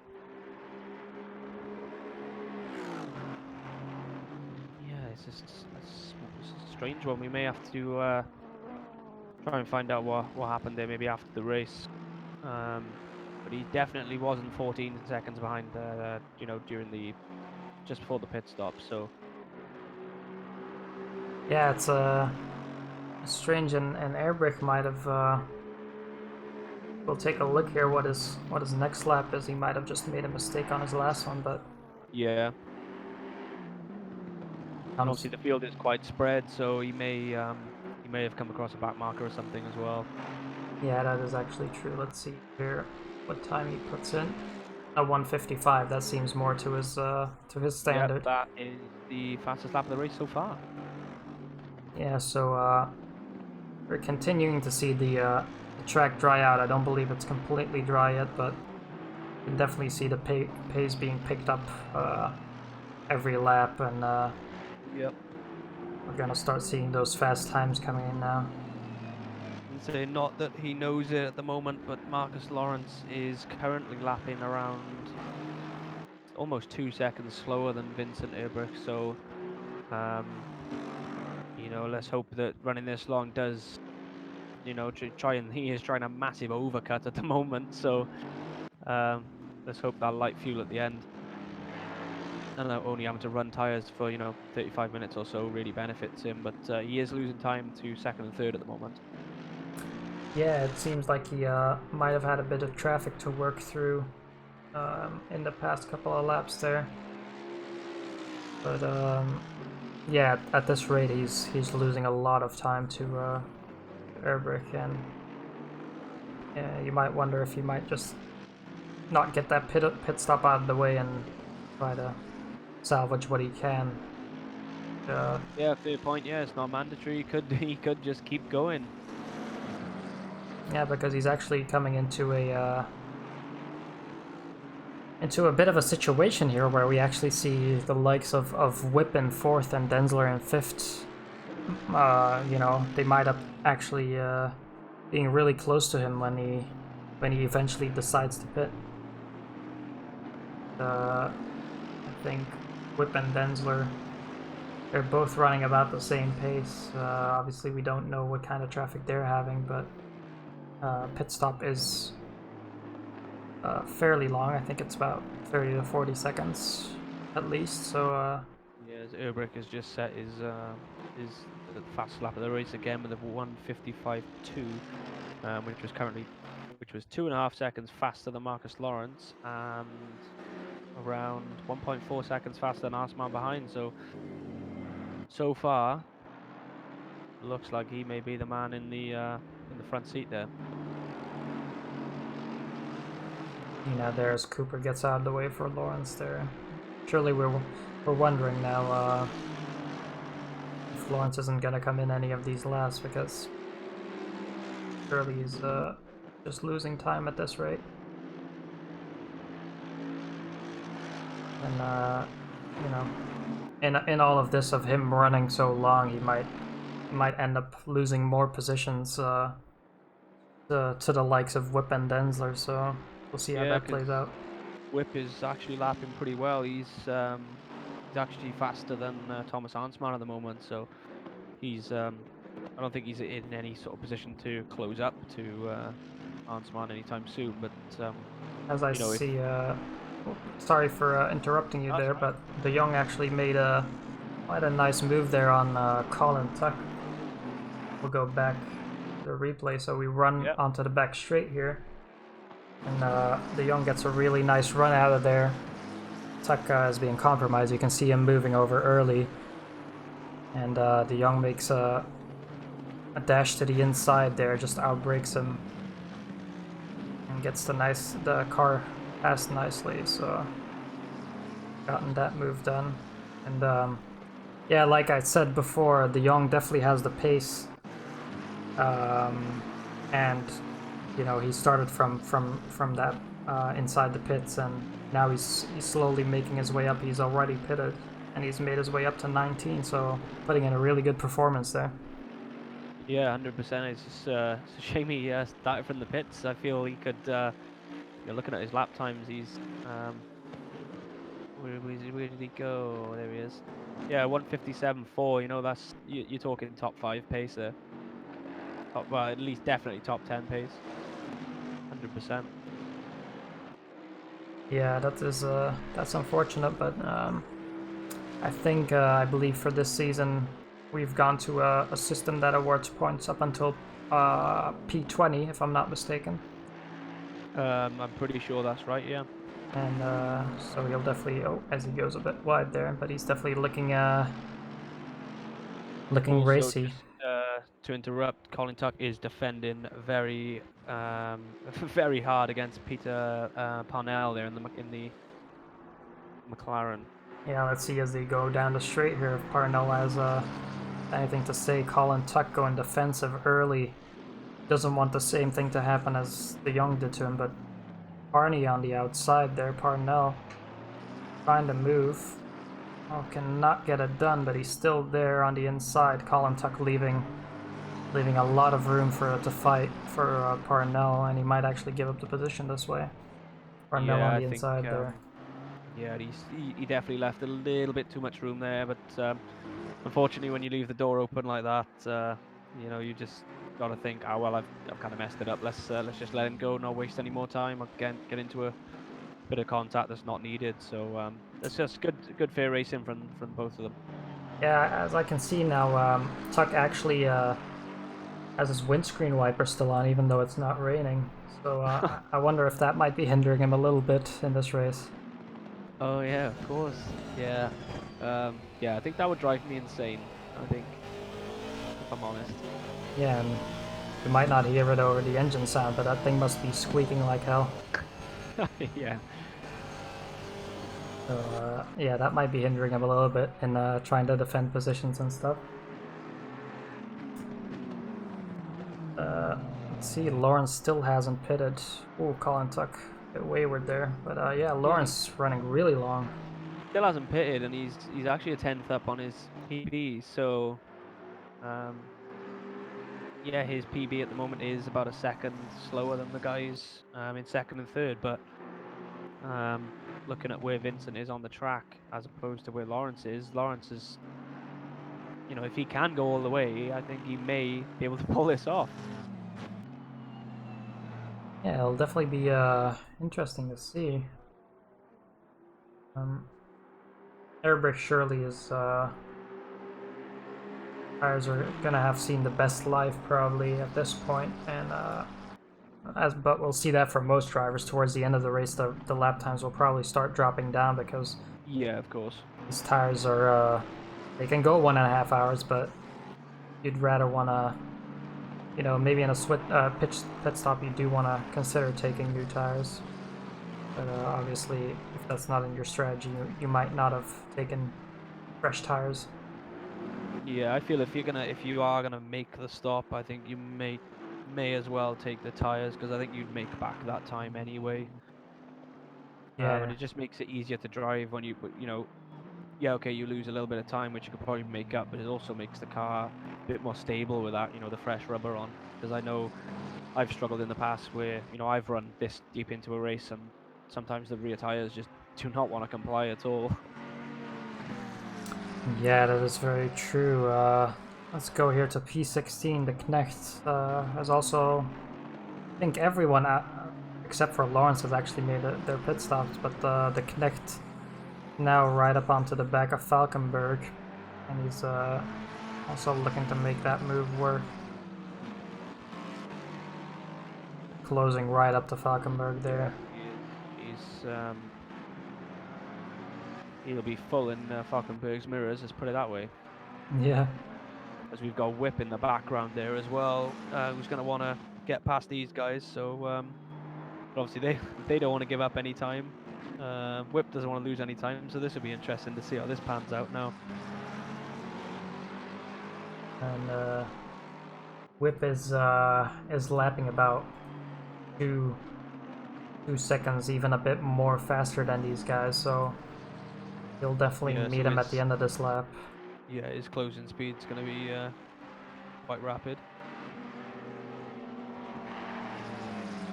I think the connector's definitely, he's shown pace, but maybe not enough ruthlessness, I suppose, when it comes to getting past. Because there's a couple of times we've cut to him now, and he's found himself wedged behind someone. Maybe he just doesn't have the confidence in on the brakes in that McLaren just yet. I'm not sure. Yeah, it's also maybe the wet playing a little bit of a part in that, where Yeah, of course. he hasn't had the confidence, and obviously now adapting. Oh, as Falkenberg runs through the chicane there, Yeah, that's not going to help him. but he Oh, he tries may get the to. flick back. No, he's Uh, hit. I think he's hit the barrier there, isn't he, on the inside? yeah, that definitely. If not, that definitely looked really close. So lucky for him, Right. also getting on that curb there, that can spit you out violently. So you see now, this is getting Larry. Yeah, they just don't want to give an inch, do they? But MDK has done. Sorry, Denect has done so well there to not lose fantastic amount of time. But it looks like he might actually lose the position now. Oh, it Oh, looks like he's just squeezed him out there. So that's a win-win for both parties there. MD Denect has got the got the position, and Whip didn't get compromised too much. Yeah, we'll see now if the Knecht can actually keep up his pace a little bit, because the last couple of laps it looks like they had the same pace, Falkenberg and the Knecht, but obviously the Knecht might have been held up there. Yeah, definitely. We also have a fight brewing here between Nick Dealey and Maurice Stufer at the moment. They're just coming down the back straight, heading up to the final chicane. Also with Michael Fassbender just in front as well. Yeah, Stufer in that great livery there.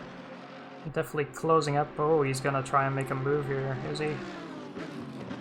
Bit of a defensive line for Dealey there going into the chicane, but Stuffer really looking antsy, and I think he has quite a bit of pace over Dealey. Yeah, he does. His last lap was actually a 57.6 and 57.8 that time, as opposed to Nick Dealey's 59.9. So you're talking a second faster for sure. Yeah, now the question is Stuffer gonna try and make the move sooner rather than later, as Dealey now is on the back of Fassbender here. This is gonna be a bit of a three-way battle here for 12th position, I guess. Yeah, this is definitely heating up. I think this may be the closest battle we have on track at the moment. There's literally less than a second separating the three of them, so that's a lovely move. Tiny little bit of contact there, but nothing to really impede any of the drivers. So yeah, Stufer definitely. Fassbender now. Yeah, Stufer definitely not trying to lose any time overtaking these guys, because I think he realizes he's quite a bit faster than the likes of Fassbender and Dealey, so he's just trying to get these moves out of the way fairly quickly here. Yeah, so but he's doing a pretty good job at the moment. He did drop quite far down the order. We know he's got the pace to be near the front end, but he just hasn't had a fantastic race. But definitely one to watch in the weeks to come. Yeah, and obviously we're only at the start of the season, but you know, picking up an extra couple of points might mean a lot towards the end of the season. And yeah, 100%. Because if I remember right, the midfield last season, the battle in the championship standings was so close. You know, literally a couple of points would jump you, 4 or 5 positions. So yeah, I think last season from what was it, something like position 8 to position 20, as Stuffer goes for the move here. On the inside, it seems like Fassbender isn't too fussed of giving that up.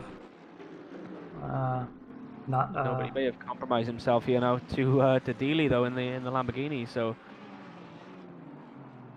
yeah, Dealey, bit of a wider line in there to turn 2, going into turn 3, closing right up to the back of Stuffer there. here we go. He should get a nice run here. Not really a place to overtake though. Although that is where Stufer got him in the previous lap, but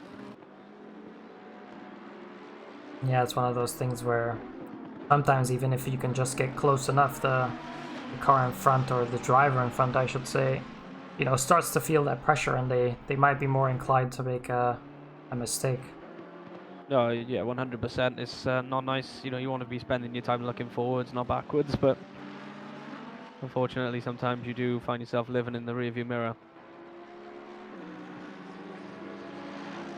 So as we're approaching the last 20, we've just come into the last 25 minutes of the race. Lawrence is still out there. And he's pretty much matching his PB every lap. You know, he's a 10th here or there. So this deep in, you've got to think he's going to the end, surely.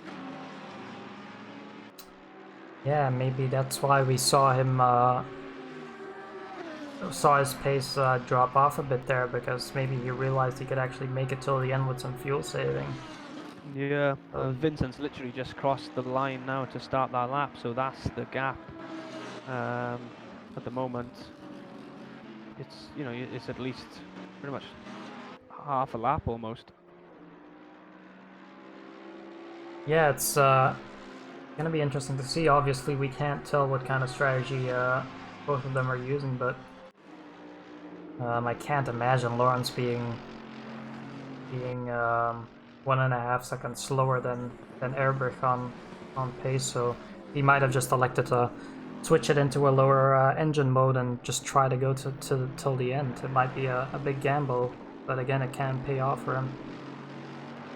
Yeah, of course. Also, slowly but surely, Whip is catching Arnsman as well. He's been taking 2-3 tenths out of him now for the last couple of laps. The gap isn't actually too great. Since the pit stop, Arnsman doesn't seem to really be as quick as he was previously, so not really sure what's going on there, but Whip definitely looks like he's, in the next 22 minutes or so, could maybe push for the podium spots. It's a big ask, but got to be in it to win it, I suppose. Yeah, definitely. Yeah, we're seeing. It's good to see that we have. Obviously, we have quite a bit of a bigger field this season, and it's good to see that we have a lot more battles developing everywhere across the field. A lot of Yep, good currently battles. including the one for P6, I believe it is, yeah, with Densler and Alpha Lobster. Alpha Lobster just tried it down the inside there. Densler managed to defend him, but they're pretty close at the moment, only separated by a couple of tenths, so. Yeah, and if Lobster can play his cards right, he might get a really good run on onto that back straight, and as we know, that BMW is an absolute rocket on the straight. Yeah, you can see him just reeling him in already. You just got to be patient now. Get these last couple of corners right now before the straight, and he can ride a lot of that curb in the BM as well. He chooses not to, but he's already all over the back of him. Yeah, now that straight line speed just comes into play for the BMW as he look at that speed on the straight is just insane. Yep, And he's got the job done. they're really nice here. Good to see because he's one of the only two BMWs, if I'm not mistaken, to run. And Yep. putting it up there in sixth place definitely shows that that the car is competitive. Yeah, exactly. All these GT3 cars, you can use any of them, and you can be competitive with them. But there's certain ones it's just you've got to work that a little bit harder to extract the time. You're not going to instantly be fast in the BMW, but Alpha Lobster's obviously put his practice in, and he's he sort of understands the car. He's had a pretty solid race. Yeah, definitely, and I'm interested to see how he will handle this car on the rest of the season because the BMW is good on tracks, generally high speed tracks, of course, because it can work with its top speed. But it'll be interesting to see once we get to some more technical tracks or some Yeah. lower speed tracks to see if he can bring out that same performance. Also, the BMW being the heaviest car on the grid makes it a bit harder to maneuver in those on those tighter tracks. Yep, for sure. I've been doing some practice around the Angara rig, and yeah, it's it's a bit of a boat to try and get around that track. They're very easy and stable to drive, very well balanced, but it's just definitely not great. But then there are guys that can, get great times out of it. But I suppose it's just, practice makes perfect, and when you sort of get used to the car, it's okay to use. But yeah, hats off to Alpha Lobster for putting that BMW up there, because I know it definitely gets laughed at quite a lot, the BMW, for being such a big car. So Yeah, I remember as well as when ACC was just released, the BMW was actually considered the OP car because I believe there was something where it generated too much turbo or something at the top yeah, end, I was and actually reading about it yesterday. The acceleration of it, I think it was. yeah, so that car was like preferred by a lot of the fast drivers. But obviously after that, I think they made some adjustments and obviously put the car, kind of Yep, in a and balance where it just belongs. quickly interrupting, Marcus Lawrence has headed into the pits. Alright, so see how that goes. As we'll So go. with 18.5 minutes to go, he is gonna go for. I think it's just tires myself, and maybe. I don't know. I don't Yeah, know it's hard what. to tell because he ran for so long, an hour and 10 minutes on. It's very long as Herbert comes around the last corner, and I can't imagine Lawrence holding on to this No, here. he's not gonna hold on to the lead. I don't think. Still stationary as he comes out now, and Herbert just passes him there. Oh, there he comes out of that pit road. But I will say, I didn't think they were gonna be that close. Yeah, he's definitely held it together well. Yeah, for sure. And if he is on new tires and light fuel, he really could push on now. We'll have to just see his first couple of laps, get a rhythm, get some heat into those tires again. Even if they aren't new, they probably would have cooled down quite a bit there. So Yeah, as you can actually, in the background of the shot of Herbert here, you can actually see Lawrence there, so there's only about maybe 3-4 seconds between the two, which is very surprising to see that Lawrence kept that car together for so long so well. yeah, that's it's definitely surprised me.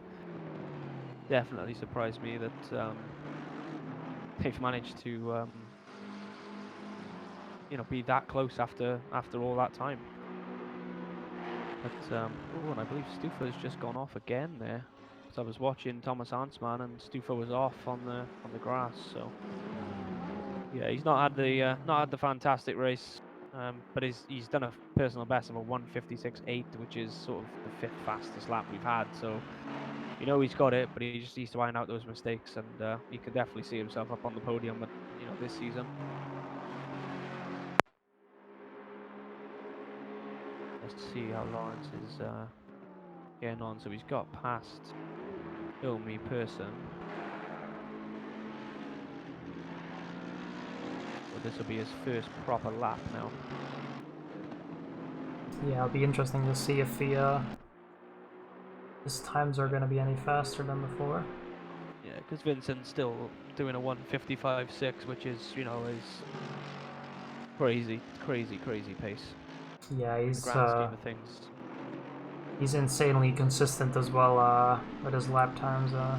He's been running, those for the majority of the dry patch at least. He's been running those 55, 56s very consistently. So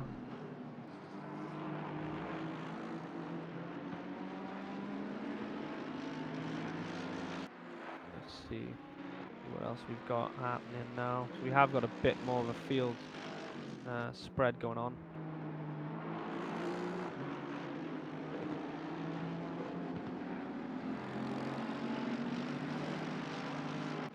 here, I'm just taking a look a bit further back. yeah, I was looking at whip here, but the gap wasn't quite correct. I think. Yeah, that was a lap car. Sure. Seems like after the pit, everyone kind of cycled out in a bit of clear air. Like no one is really close together anymore. No, it doesn't look like. I'm just clicking through the field now. Doesn't look like anyone's real close. In that case, we have 14 and a half minutes more to go, and I suggest we'll go to an onboard here for a lap with our leader, Vincent Erbrich. Yep. So enjoy this lap around the Nürburgring GP with Vincent. We'll be right back.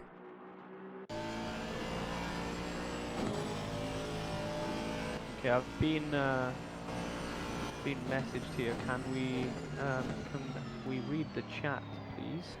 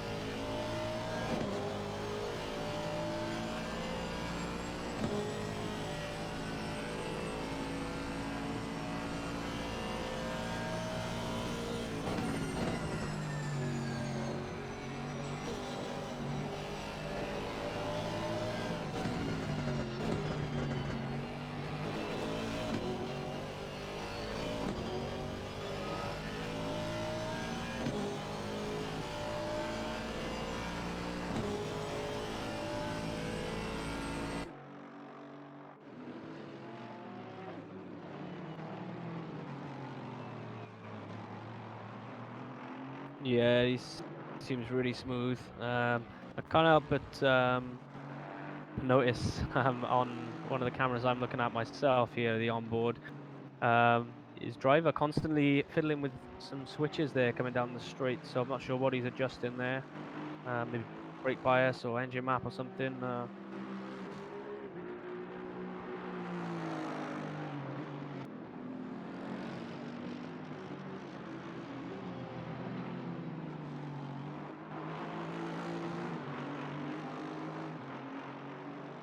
Yeah, well, you could see him as he come around the last corner and gone to the pit straight there. He was adjusting stuff ready for T1, so brake bias would probably be a good shout.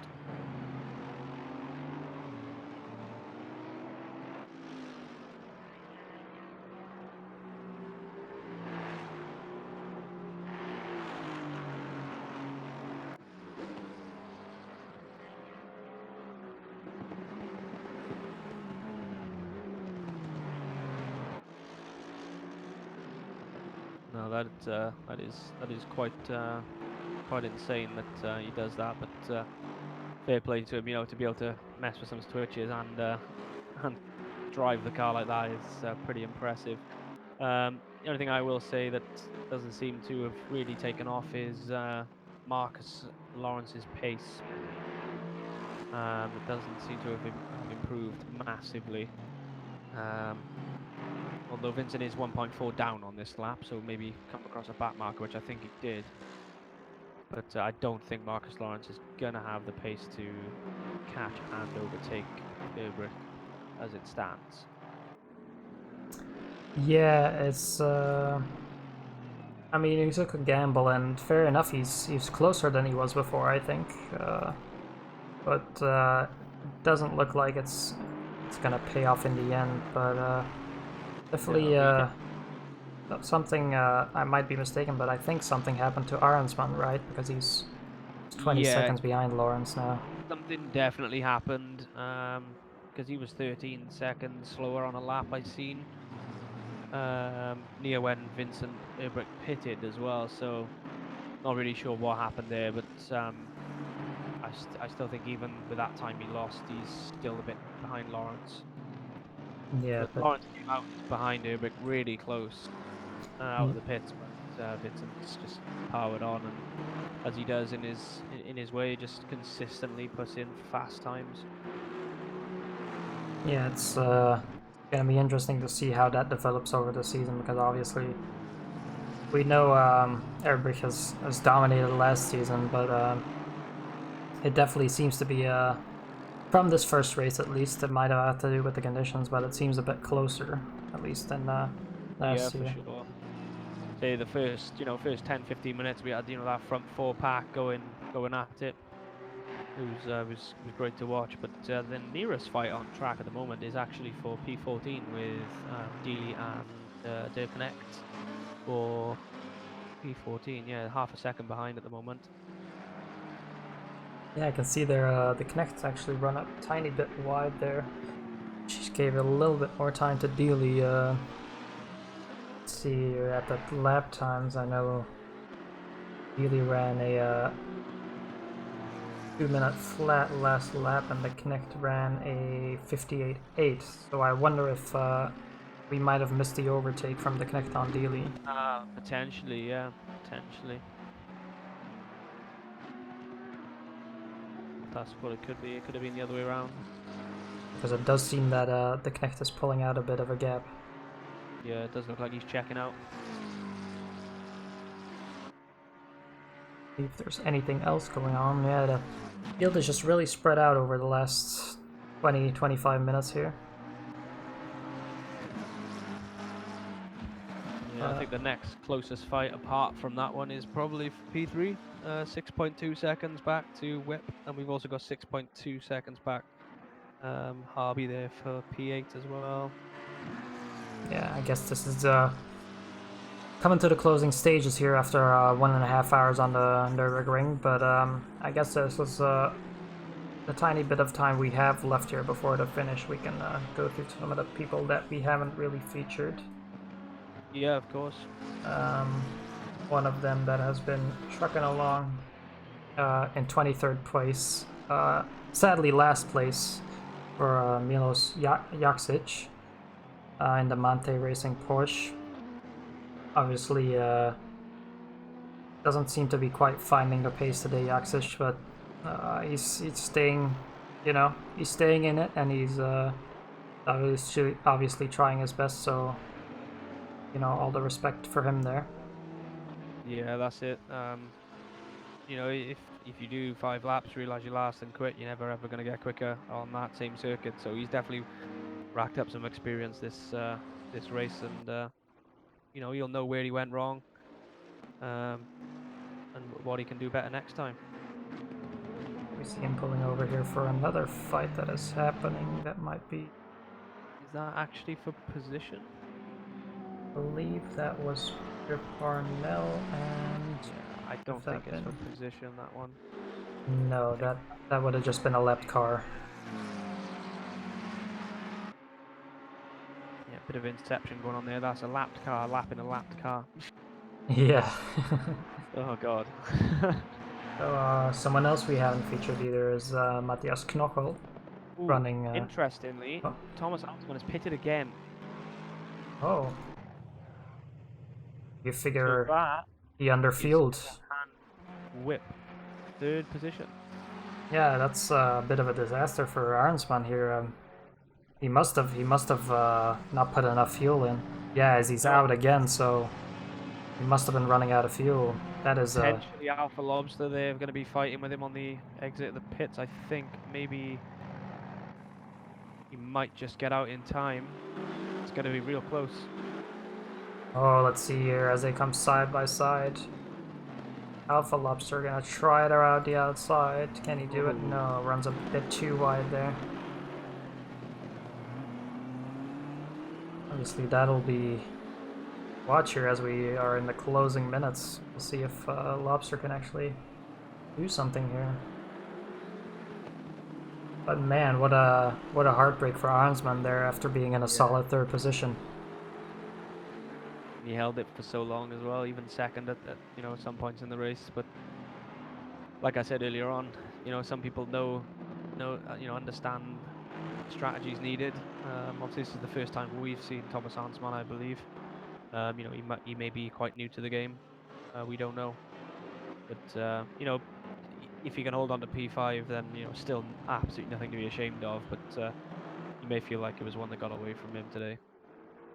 Yeah, that's where I guess the veterans really start to show that they can get their strategies picture perfect, to say it that way. Yeah, but it looks like he's got the pace anyway, because Alpha Lobster is sort of dropping back off him now. So Alpha Lobster sort of had one chance, but he didn't get it done. But I'm sure he won't mind, because a couple of laps ago he had no chance of getting 5th place. So no, he had definitely. half a chance.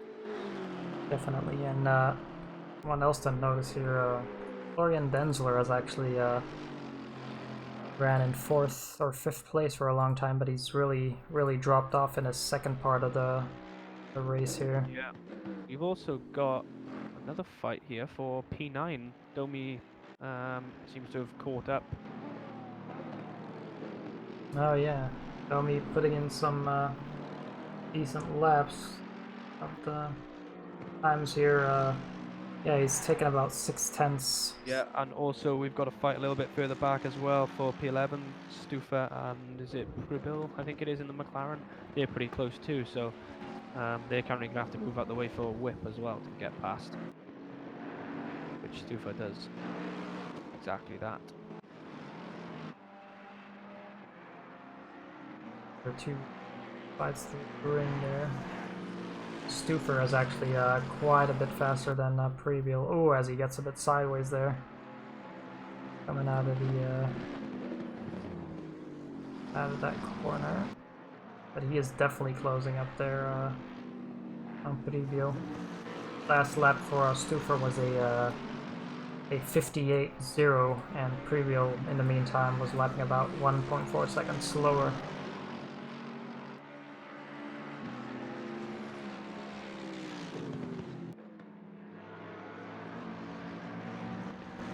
Domi there, just showing him himself in the mirrors of Harvey there, but way too far back to even think about a move.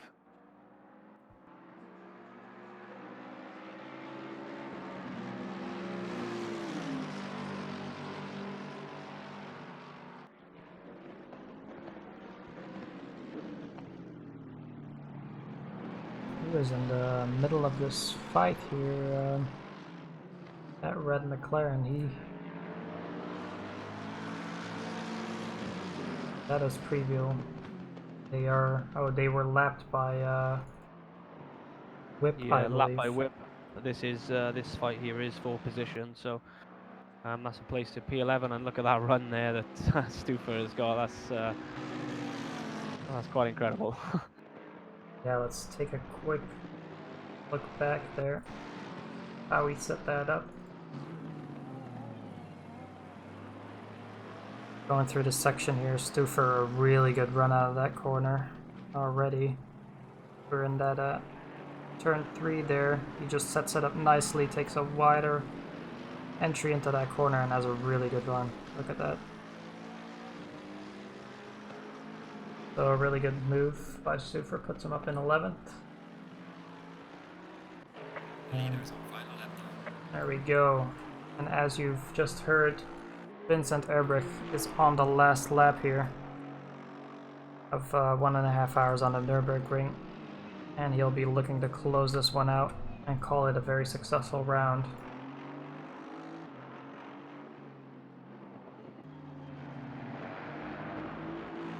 So with around 15 seconds to go here.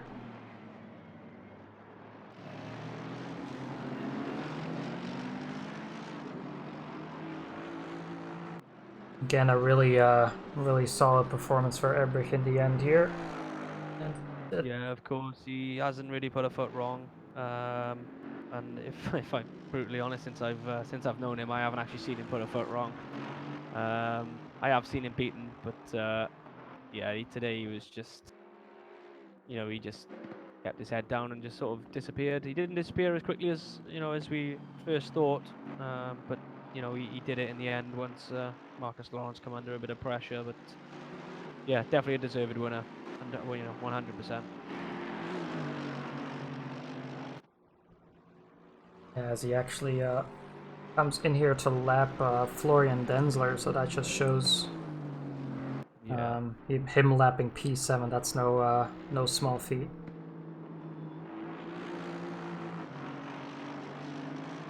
And he runs onto the back straight there for the last time.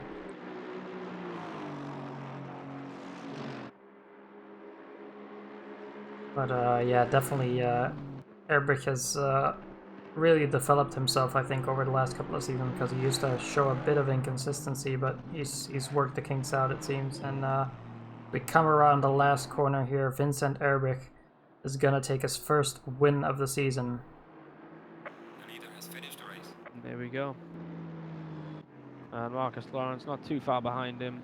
He's coming around the last corner now as well to take P2, which again is absolutely nothing to be ashamed of. He did a great race today. He tried to take the gamble by going long. It didn't pay off. It did work, but Vincent just carried on that pace, just kept going and going and going. Yeah, a couple of finishers outside the top 5. In 7 we have Denzler, and 8 Nergis, 9th Harvey, and 10th Domi Person, as we now see Whip coming across the line here in P3, and he'll be very happy with that, I think. Yeah, definitely. He had a solid race, and he definitely showed some good pace there. Towards the end, and yeah, with Arnsman coming into the pits, definitely his eyes would have lit up when he seen that happening. Then and also Denezi as well in P4 was again, he was silent, but just went about his work and stayed out of trouble. Then here, coming across the line might be one of the, how should I say it? He lost out on quite a bit there. Arnsman could have solidified a podium, but ran out of fuel before the end and had to come in for another pit there. Yeah, definitely. definitely we got a couple of drivers now to watch going into the next events. I think that battle for top 5 is going to be pretty close. As we look to see Parnell here. He's the last person to go around the track here. Also, Parnell, probably one of the oldest drivers on the grid. I'll have to ask him his exact age, but I know he's in the high 50s somewhere. Is it not 52? That's his number. Oh, that could be the case. Maybe. I don't know. But yeah, him putting a solid effort in as well. He only started practicing yesterday, so he'll just yeah, be. for sure. He's had quite a bit of, unless there's 2 McLarens with that livery on. He's definitely been involved in on the screen quite a bit, from what I can remember. Yeah, and I think for him it's just most of the time it's just about having fun and getting that experience that he loves the most. He doesn't want to be super competitive, but he's just there to have that's what that fun. That's what we all do it for. We all Yeah, want to have exactly. different levels to having fun. And I think that's everybody across the line now. There we go. As he comes across the line, let's actually see if we can get a bit of an interview going here with our race winner. Yeah. Nürburgring. Drag him in here. Hello, Vincent. Welcome to the commentator's booth. Hello. So, first round of the season here at the Nürburgring, and yet another victory to start the season off. How does it feel? Pretty good. I had a fantastic race, really. The car felt really great. Like I didn't have to try and predict what the car was going to do. It was just perfectly balanced. Yeah, and it definitely, again, it seemed like you were quite comfortable in the car. Maybe at the start you were slightly adjusting to the changing conditions. Yeah, it took a couple of laps to get used to the. At first, I was trying to follow the dry line, but then I saw it wasn't always the fastest, and after like 3 or 4 laps, then you know where to run to be fast. Yeah, this was definitely a really good performance, and again, you're in complete control of that car and managed to grab another win. So congratulations, and we'll see you in for the next round. Yeah, thanks a lot, and congrats to all the new guys who did quite well in this race. Yeah, definitely. We'll see you next time. See you. Let's see if we can get Marcus Lawrence in here.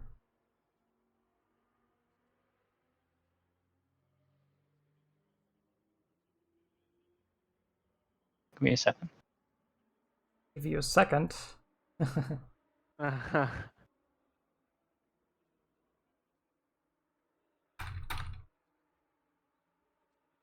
Let's wait for Marcus here. Hello. Oh, you are How's it here. going, Marcus? You alright? Hello.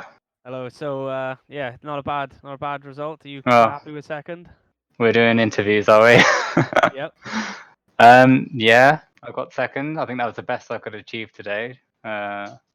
Vincent's pace was insane, and my strategy didn't pay off, so I'm pretty happy with P2. Yeah. So, just what was sort of going through your mind when Thomas Arnsman went past you in P2? Were you sort of trying to try and stay calm, try and try and keep the car on the track, or were you going to push after him, or what was your he had a run out of the last corner, one of the laps, and I didn't defend. I expected him to dive, but he didn't, so I just kept going. I was going to let him go because I was just going to focus on my own pace, my own race. I just guessed that the other guys was going to stop for tyres halfway. My strategy was always to just go as long as I could and just splash and dash at the end. I thought the rain would help me with that. Oh, did you hear that? Yeah. Oh, yeah, my pressures were pretty good for like the wet conditions because I had my 27.5 pretty much. But as soon as it started to dry out, they were 29, like nearly 30. So my Yeah, overall grip was way too freaking high. terrible. But yeah, I'm happy with P2. First race Yeah, of the well, season. we so were quite surprised how close you actually came out of the pits behind yeah, Vincent. so It was I. was a lot closer than we Yeah, imagined. So I thought he was gonna like be well ahead. yeah, same because it was the gap was probably 4 or 5 seconds I think before. Yeah, And yeah, you literally came out right behind him. So yeah. oh well, I well mean, done. yeah. If I could have got in front of him, I might have had a chance to like keep him behind. But I don't know. But I'm happy. I'm happy. Good. That's the main thing. Yeah. Right, perfect. We will see you in the next round. Cool. Cheers, guys. Cheers, mate. All right, let's get one more person in here. Who do you think? I pull in wouldn't here? mind speaking to either Whip or Ansman to try and figure out what went on there. Oh, it seems like they've unfortunately already left the voice chat. Okay. Bit of a shame. We can who have we got also in we can there? always talk to Colin Tuck, the gentleman driver of Prairie Racing, the teammate of Vincent Erbrich. He's always Yep. a good talker. So let's pull him in here. Hello, Mr. Tuck. Are you here? I am. So obviously, another great result for your teammate today, and you look pretty handy today yourself as well. How did it go? Yeah. I managed to pick up quite a few places at the start. There was a bit of carnage, bit of messing around going on, sort of turn 1, turn 2, and managed to start at something like 21, got up to about 16, and was going around there quite happily. But then in the pit stop, I managed to, whilst checking my settings, managed to overshoot my box a little bit, so I lost a bit of time in there. Then came back out in 21st and just carried on going round there. I had a bit of a deal with, I think it was Perel a couple of times. We changed places and then managed to keep away. But yeah, managed to finish, which is always good. But yeah, congratulations to Jim doing what he does best, storming it at the front. Yeah, and my co-commentator here, Josh, he actually noticed your color that you're running this season. Are you referring to the vineyards with that wine red color? That was down to Vincent's style. I originally picked the racing name, so I said he could be the fashion designer. So the skins was down to Vincent. So we had a slightly different style last year, but we decided to have matching suits this time. So I was hoping really to confuse people when I come up behind them. They might think it was Vincent and get out of my way, but it'll never happen. Yeah, it definitely looks the part on the track. So and yeah, well done to you today. I did give you a little bit of appreciation out there. Thought it was one of your best performances I've seen anyway. Okay, yeah, thank you for that. Cheers, appreciate that, guys. Thanks. No worries. We'll see you again. All right, and as we come to the close of our stream here, it's been a pleasure personally for me, and I'll be glad to see everyone next time for the next round, for round 2 of the PCDC ACC League. And then me and Josh here will wish you farewell. Yes, we will. Thanks for joining us, guys, and hopefully we see you again next week for is it Laguna Seca, I think, next week? Yes, we're going to Laguna Seca, so that will be very interesting. Yeah. So, see you all next week. Goodbye.